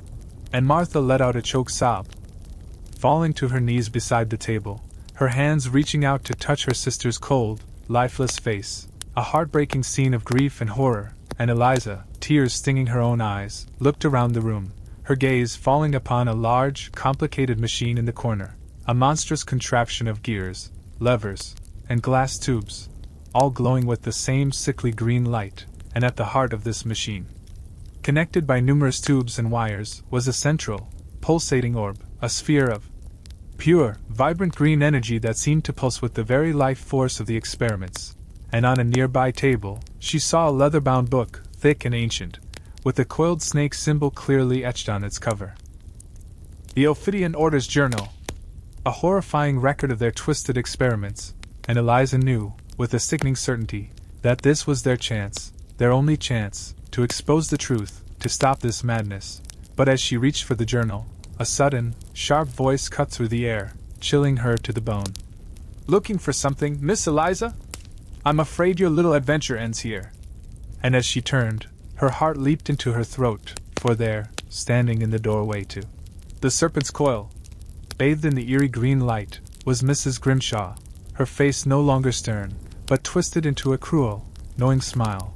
And beside her, his face grim, but his eyes strangely sad, stood Silas, the night watchman, and Eliza's gaze fell upon Tom, who was standing a little behind them, his face pale, his eyes downcast, holding a small, dark object in his hand, the same object Martha had seen Silas give him, a small, dark whistle. And with a terrible, crushing realization, Eliza understood. Tom was not just a tool, he was the trap, the one who had led them into this horrifying place, the one who had blown the whistle, alerting the matron to their presence, a final, brutal betrayal that shattered her last glimmer of trust, making her feel utterly alone, utterly helpless, as Mrs. Grimshaw slowly, menacingly stepped into the room, her eyes gleaming with a cold, triumphant light. A victorious predator closing in on her prey, and Eliza clutched the locket, Sarah's map and list still inside, knowing that this was it, the end of her journey, the end of her fight, or perhaps, the beginning of a truly desperate, final struggle for survival against the cruelest evil she had ever known, an evil that had now revealed itself in its full, terrifying glory, with her only path to freedom, or to the truth, now blocked by the very people she had hoped to expose, a chilling end to her desperate quest, or so it seemed, as the green light pulsed around her, wrapping her in its sinister embrace, threatening to make her another one of St. Jude's lost souls, another tragic name on Sarah's list, a battle lost, or so it felt, in the terrifying depths of the Ophidian Order's lair, with the fate of Eliza, Martha, and the truth itself hanging by a single, fragile thread. Eliza's heart hammered against her ribs. A frantic drum in the eerie green light of the circular chamber, as Mrs. Grimshaw, her face twisted into a cruel, knowing smile, stepped fully into the room, a victorious predator cornering her prey, and beside her, Silas, the night watchman, stood grimly, his eyes still holding that strange sadness, but offering no help, and behind them, Tom, his head down, holding the small, dark whistle, a silent testament to his betrayal, a betrayal that felt like a knife twisting in Eliza's young heart, shattering her last glimmer of trust, making her feel utterly alone, utterly helpless. And Martha, still kneeling beside her sister Sarah's lifeless, green-tinged body, looked up, her face streaked with tears, but a new, fierce anger burning in her eyes, an anger that seemed to momentarily cut through her grief, and she glared at Mrs. Grimshaw, her voice rising to a shaky but defiant cry. "You monster! What have you done to my sister? To all of them?" Mrs. Grimshaw simply chuckled, a cold, dry sound that sent shivers down Eliza's spine. "Experimentation, dear Martha. The pursuit of progress. Your sister, like the others, was a small sacrifice for a greater good. The Ophidian Order seeks to perfect humanity, to remove weakness, to create a stronger, more efficient race. And these unfortunates," she waved a dismissive hand towards Sarah and the glowing tubes, "are merely the raw materials." Her words, delivered with a chilling calm, revealed the full, horrifying scope of their evil, painting a picture of a secret society, not just experimenting for power, but for a twisted vision of a perfect world, using the most vulnerable as their unwilling subjects. And Eliza felt a surge of pure rage, a burning desire to fight back, to expose these monsters, but a heavy hand landed on her shoulder, Silas's hand. His grip surprisingly gentle for a moment, before tightening, holding her firmly in place, his eyes still sad, but his face hardened now, a silent warning not to resist, and Mrs. Grimshaw's gaze fell upon the leather-bound journal on the table. "Ah, the Ophidian Order's journal. A treasure trove of our findings. I see you were quite eager to discover our little secrets, Miss Eliza." She picked up the book, her fingers tracing the coiled snake symbol with a possessive glee. "But now it will remain safe with us. And as for you and your companion..." Her eyes hardened, fixing on Eliza with a cold, terrifying glint. "You will join our patients. Perhaps you will be more adaptable than your friend's sister." The threat was clear, horrifying, promising Eliza the same terrible fate as Sarah, a forced transformation, a loss of her very self, and Eliza's mind raced, desperate for a way out, her eyes darting around the circular chamber, taking in the glowing machines, the bubbling liquids, the tubes and wires, searching for any weakness, any opportunity, and she saw Martha, still on her knees, slowly, subtly, moving her hand towards a loose metal rod lying on the floor, a small piece of fallen equipment. From the large machine, a tiny spark of hope igniting in Eliza's chest, a silent plan forming between them, a desperate last stand against their captors, and as Mrs. Grimshaw turned slightly, her attention momentarily distracted by Silas, who was now securing the door to the serpent's coil, Martha, with a sudden, surprising burst of strength, grabbed the metal rod and swung it with all her might, hitting Mrs. Grimshaw squarely on the side of her head, a dull thud echoing through the chamber, and the matron staggered, a look of shocked disbelief on her face, before collapsing to the floor, her starched cap askew, the journal falling from her hand, sliding across the metal floor, and Silas, startled by the sudden attack, loosened his grip on Eliza, his attention now split between the fallen matron and the defiant Martha, and this was Eliza's chance, a tiny window of opportunity, and with a quick, powerful movement, she pulled free from Silas's grasp, her small body surprisingly agile.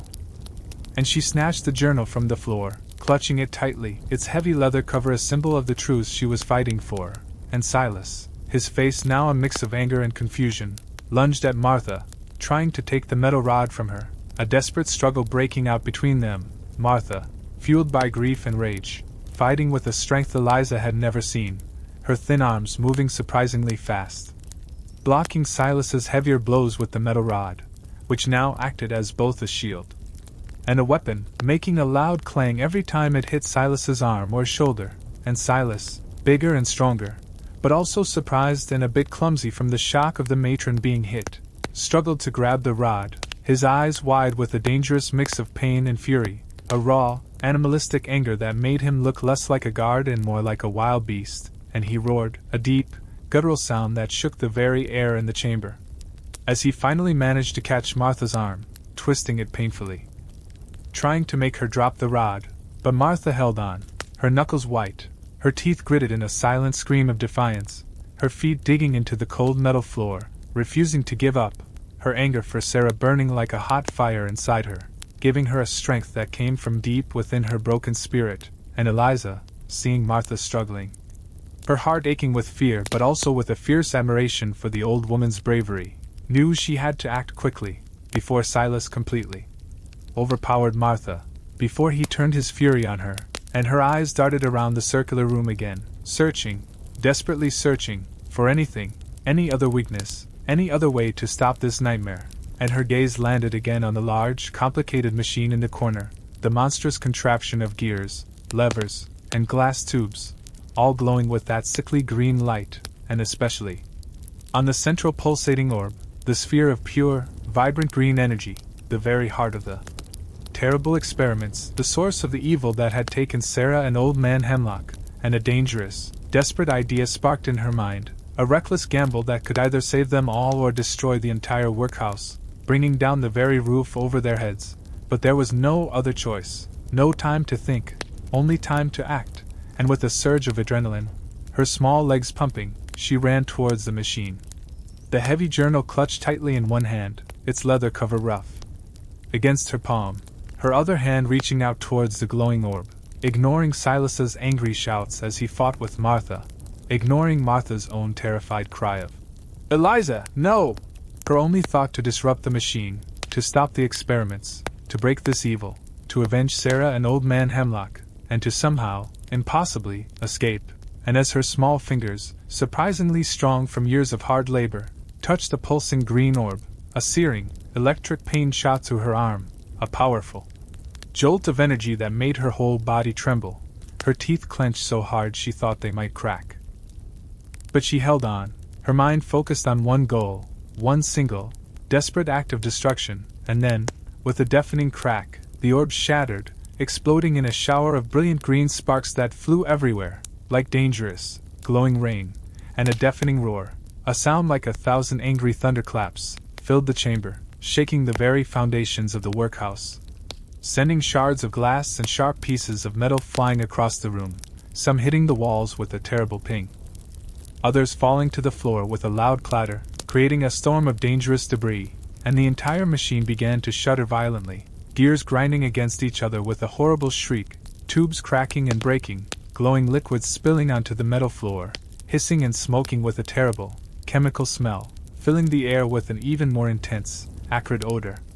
A smell of burning chemicals and ozone that stung Eliza's eyes and made her lungs burn, almost choking them all, and the green light, which had bathed the room in its eerie glow, flickered wildly, dancing like a dying flame, then sputtered and died completely, plunging the chamber into near darkness, only the faint, pulsing red glow of emergency lamps flickering on, casting long, distorted shadows that danced like grotesque demons on the walls, making the horrifying scene even more terrifying. And Silas, caught off guard by the powerful explosion, was thrown back, releasing Martha from his grip, stumbling backwards, his hands clutching his head, a look of pain and shock on his face, his anger momentarily replaced by confusion and a dazed fear, and Mrs. Grimshaw, stirring on the floor, let out a confused moan, her head bleeding, the sudden, violent chaos overwhelming her senses, her cruel smile now replaced by a mask of pain and bewilderment, and Eliza, her arm throbbing with a dull ache but her spirit soaring with a desperate triumph, a feeling of doing something truly important, knew this was their chance, the distraction they had hoped for, a much bigger, much more dangerous distraction than they had ever imagined, a grand, fiery act of defiance that had shattered the Ophidian Order's evil heart, and she grabbed Martha's hand, her grip tight and strong, pulling the older woman to her feet. "Come on! Now! We have to go!" Martha, still dazed but her eyes now filled with a renewed hope, a burning spark of courage, nodded, and together they ran towards the shattered machine, stepping over the dangerous debris of broken glass and twisted metal, their eyes fixed on a new, gaping hole in the wall, a hole blasted open by the powerful explosion, a direct escape route that Sarah's map had never shown, a path to freedom they hadn't dared to dream of.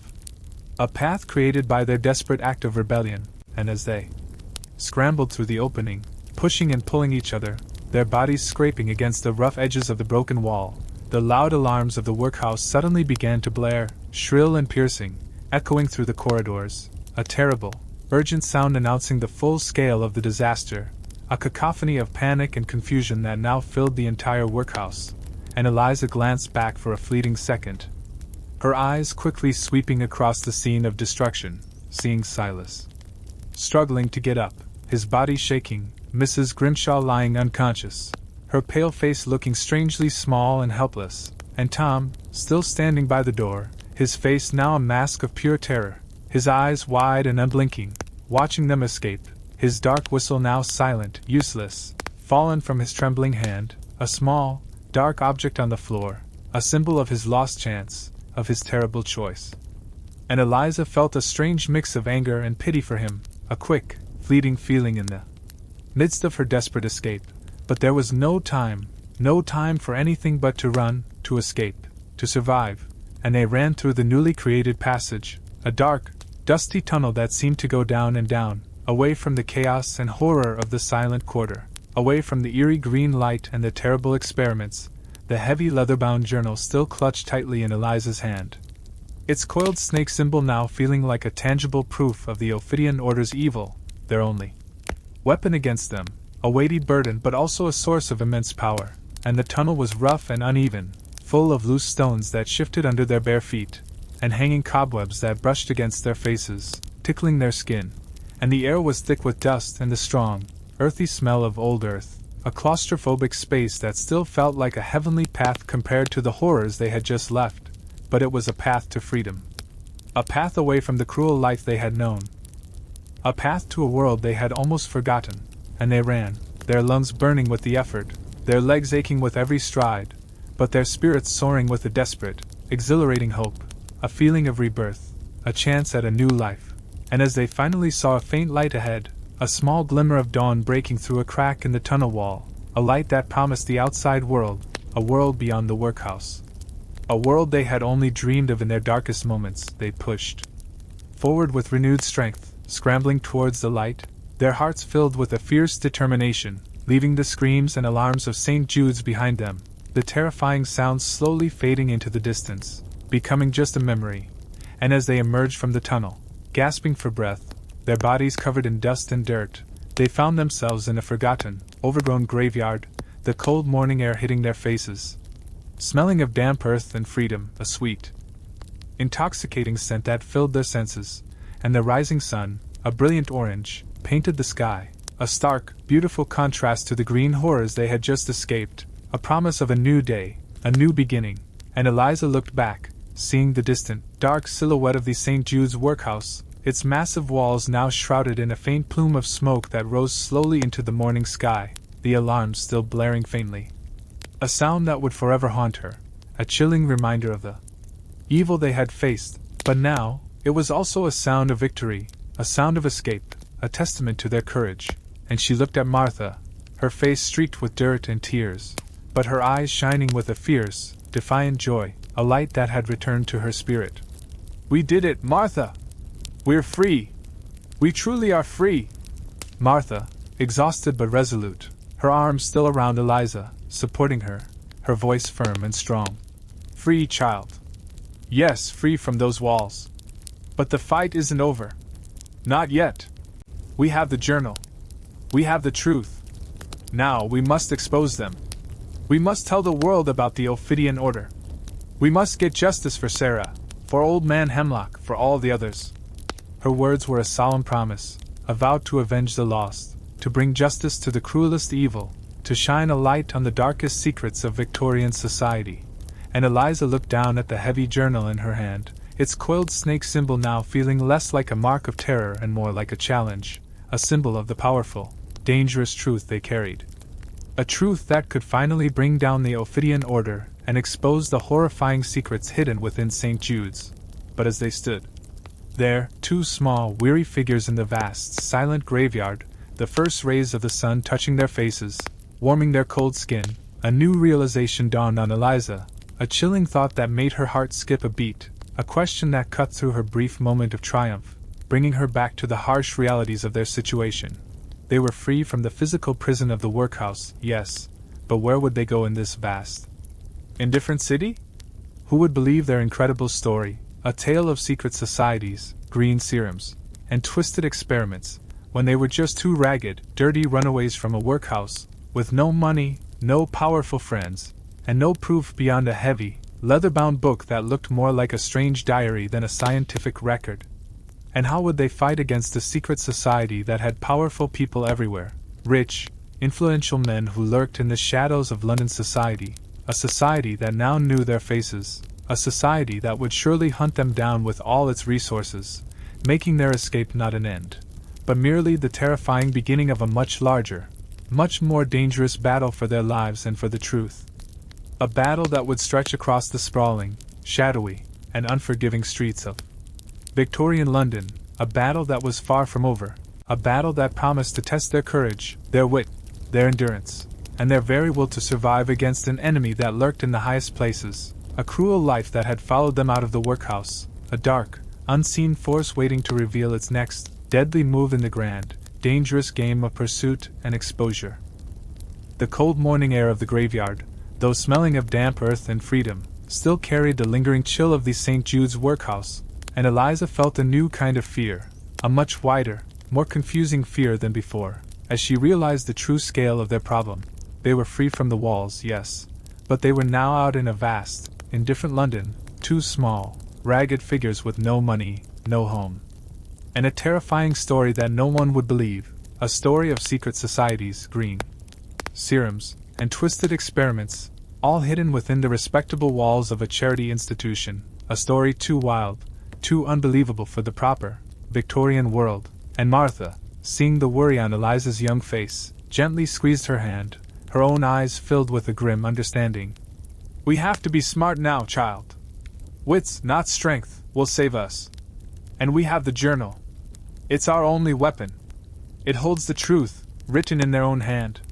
Her voice was soft but firm, a beacon of hope in the overwhelming despair, reminding Eliza of the heavy leather book she still clutched, its coiled snake symbol now feeling less like a terrifying mark and more like a desperate challenge, a symbol of the fight they had just begun.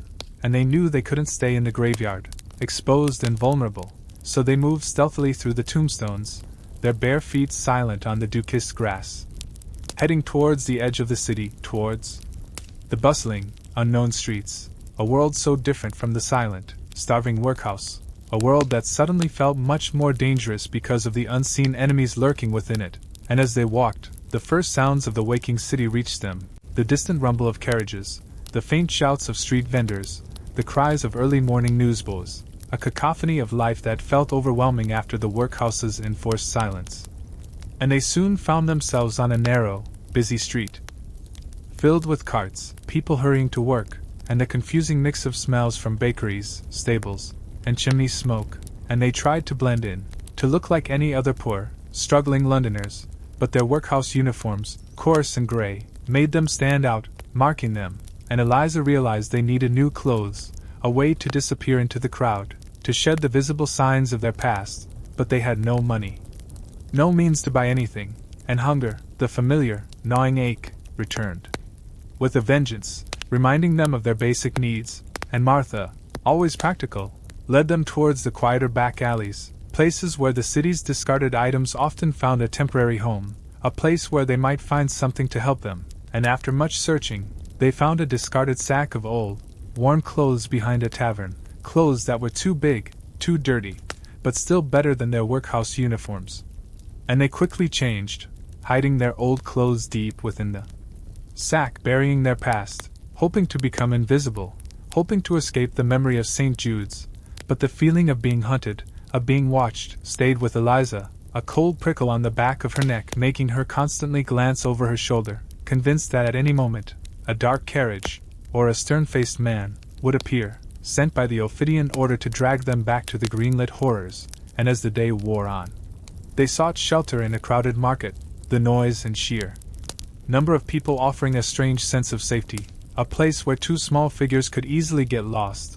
And while Martha tried to scavenge for any scraps of food, Eliza, clutching the journal tightly, found a quiet corner near a fruit stand, watching the faces of the people, trying to understand this new, overwhelming world.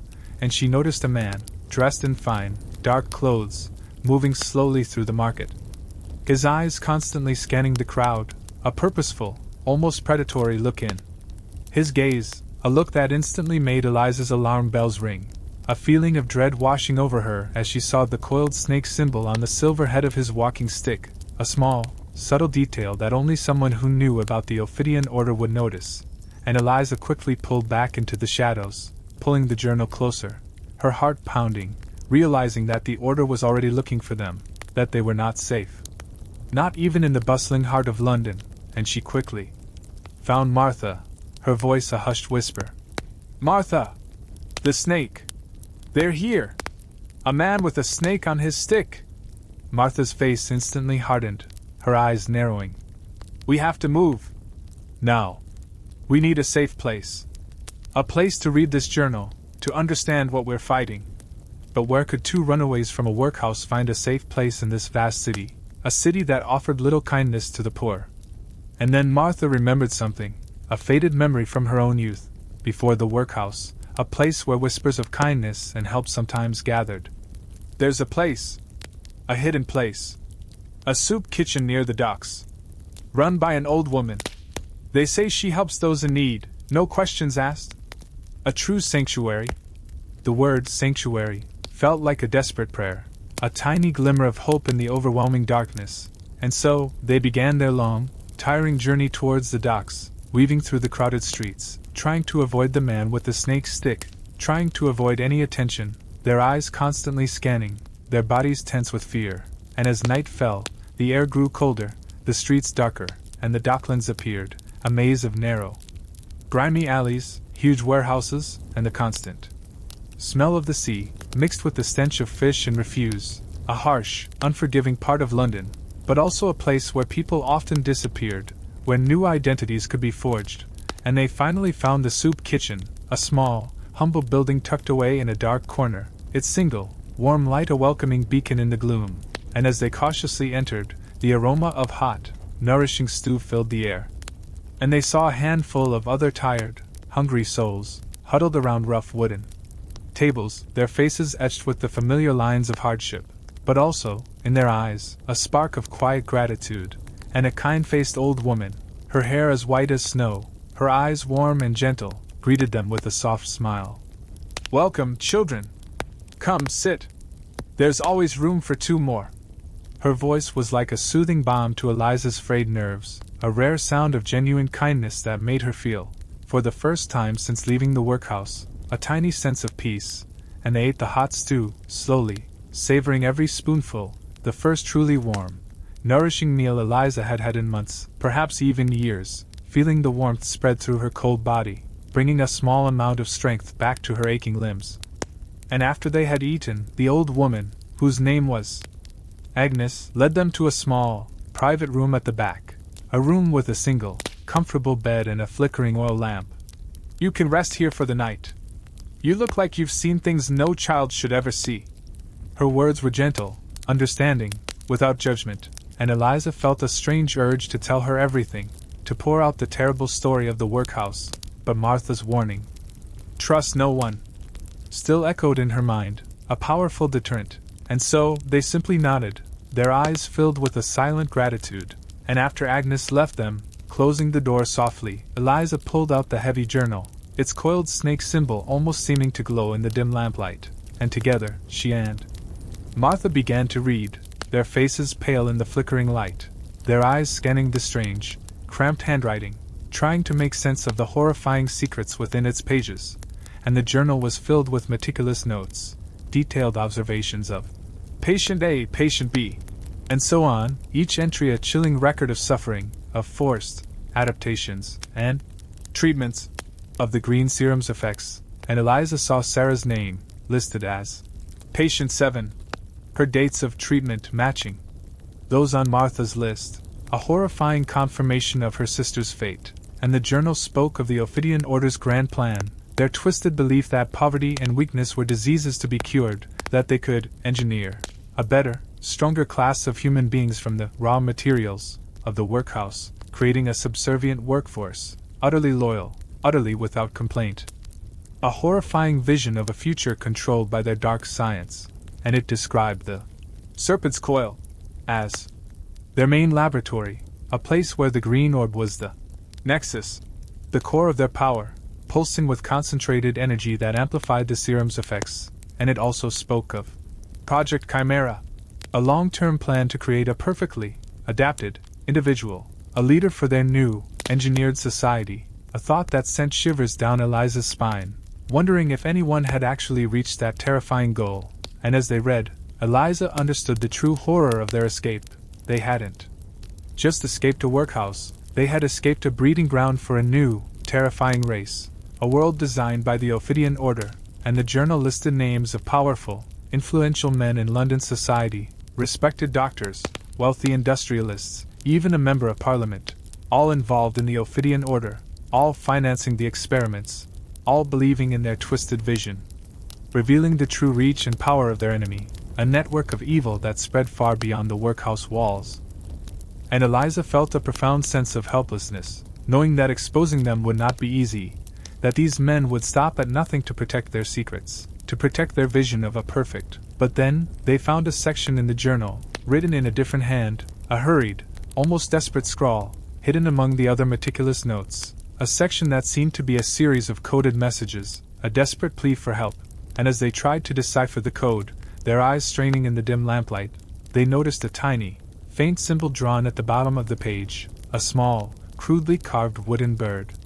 The very same bird Eliza had found on her bed, a shock of recognition, hitting Eliza like a physical blow, a sudden, powerful realization that the wooden bird was not a trap from Tom, but a message, a desperate plea for help from someone inside the silent quarter, someone who was trying to expose the Ophidian Order from within, someone who had seen Eliza and Tom, and recognized their courage.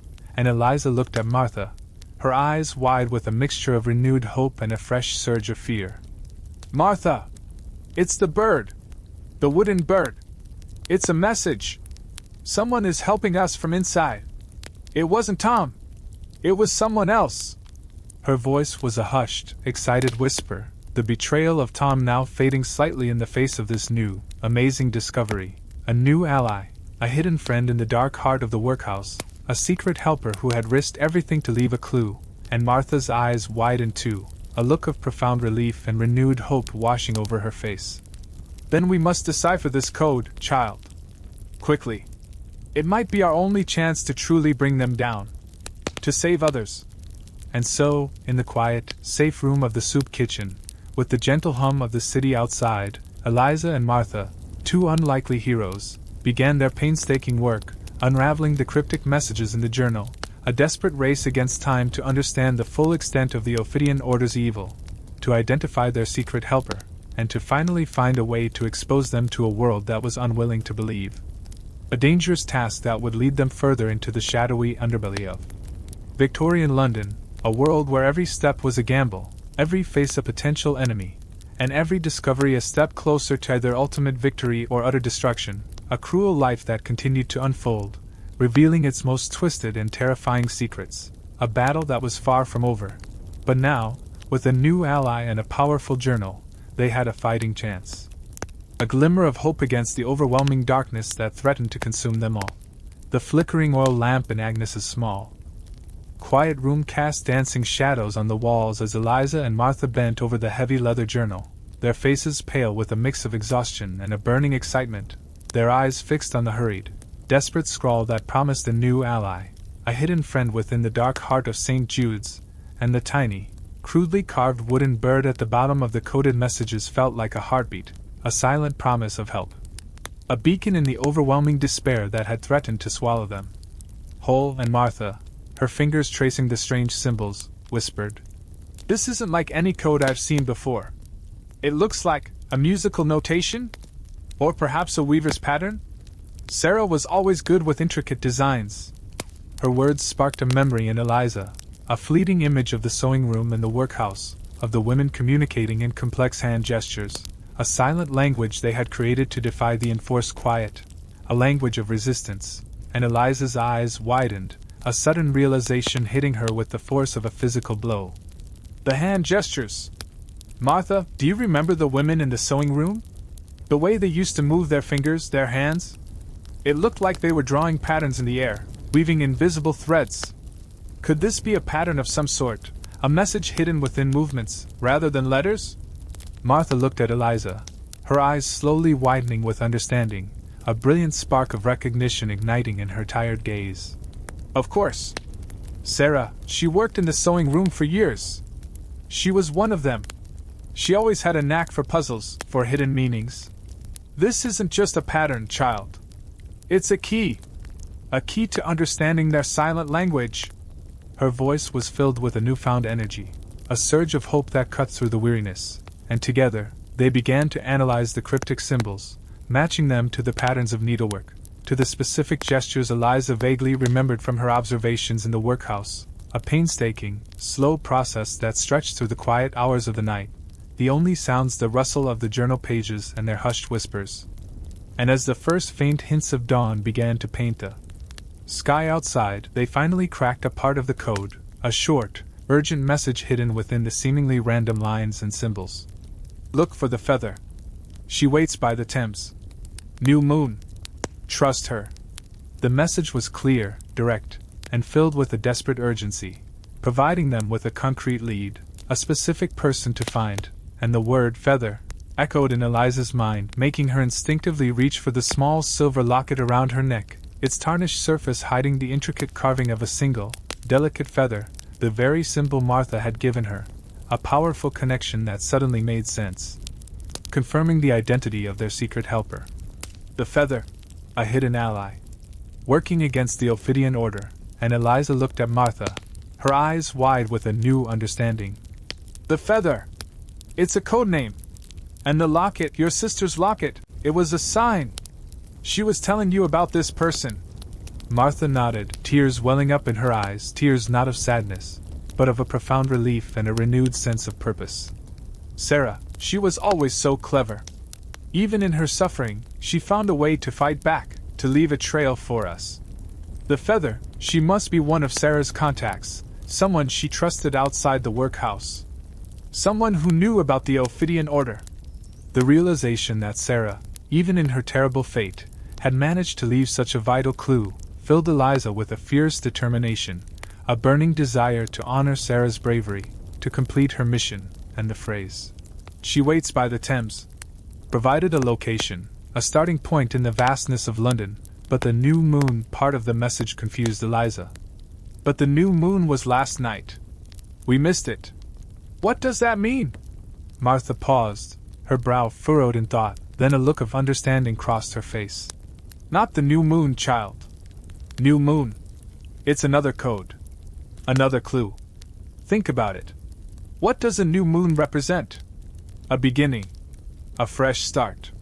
It must mean a specific time, a specific place, a new meeting, perhaps tied to a cycle we don't yet understand. Or it could be a warning that the window of opportunity is always short, always fleeting. Her words were thoughtful, making Eliza realize that every part of the message was important, every word a potential clue, and they knew they couldn't waste any more time, that the Ophidian order would be relentlessly hunting them, especially after the explosion in the silent quarter. So they quickly made a plan, a desperate strategy to find the feather, and decipher the rest of Sarah's coded messages, knowing that their lives, and the lives of countless others, depended on it. And as the first golden rays of the morning sun streamed through the window, painting the small room with a warm, hopeful glow, a stark contrast to the darkness they had just emerged from, they felt a renewed sense of urgency, a fresh wave of determination, and Agnes, the kind old woman who ran the soup kitchen, returned with a small breakfast of bread and tea, her eyes gentle, her smile warm. You two were up early. You must be eager to face the day.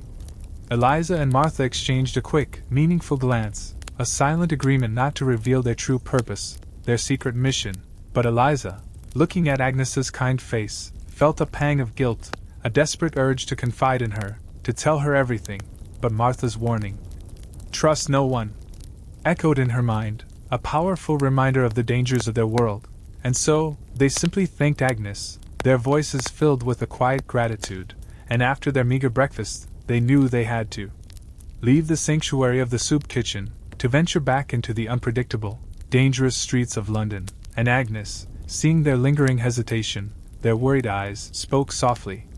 "You have good hearts, children. But the world out there can be cruel. Be careful. And if you ever need shelter again, this door is always open."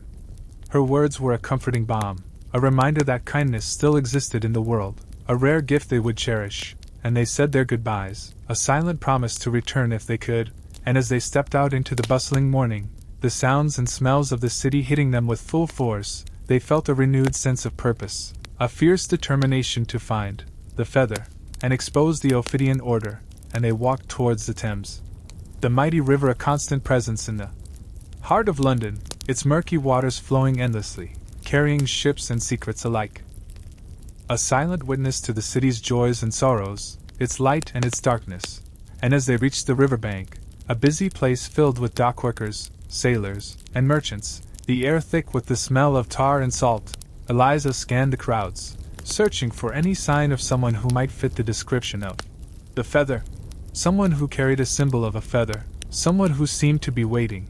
But everyone was rushing, everyone seemed to have a purpose, and no one seemed to notice two small, ragged children in their worn clothes, and then, Eliza saw her, a woman standing quietly by an old, abandoned fishing boat, her back to them, her slender figure almost blending into the gray backdrop of the docks, and though she was dressed in simple, dark clothes, something about her posture, her stillness, drew Eliza's eye, and as the woman turned slightly, a faint gleam of silver caught Eliza's gaze, a small, intricate brooch pinned to her shawl, a brooch shaped like a delicate feather, a symbol that resonated with the coded message, a powerful surge of recognition and hope washing over Eliza, a feeling that this was it, this was the feather, their hidden ally, and Eliza, without thinking, started to move towards her, her heart pounding with a mixture of excitement and fear. But Martha grabbed her arm, her voice a hushed whisper. "Wait, child.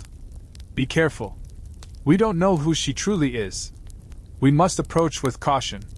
We have the journal. That is our proof. But we must be sure."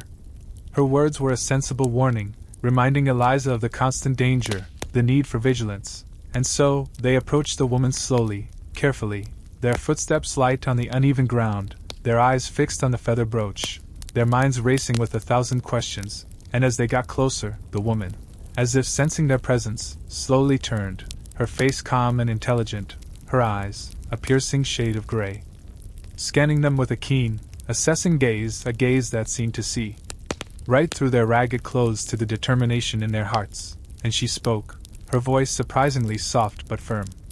"You are Eliza, and you are Martha, aren't you? Sarah spoke of you.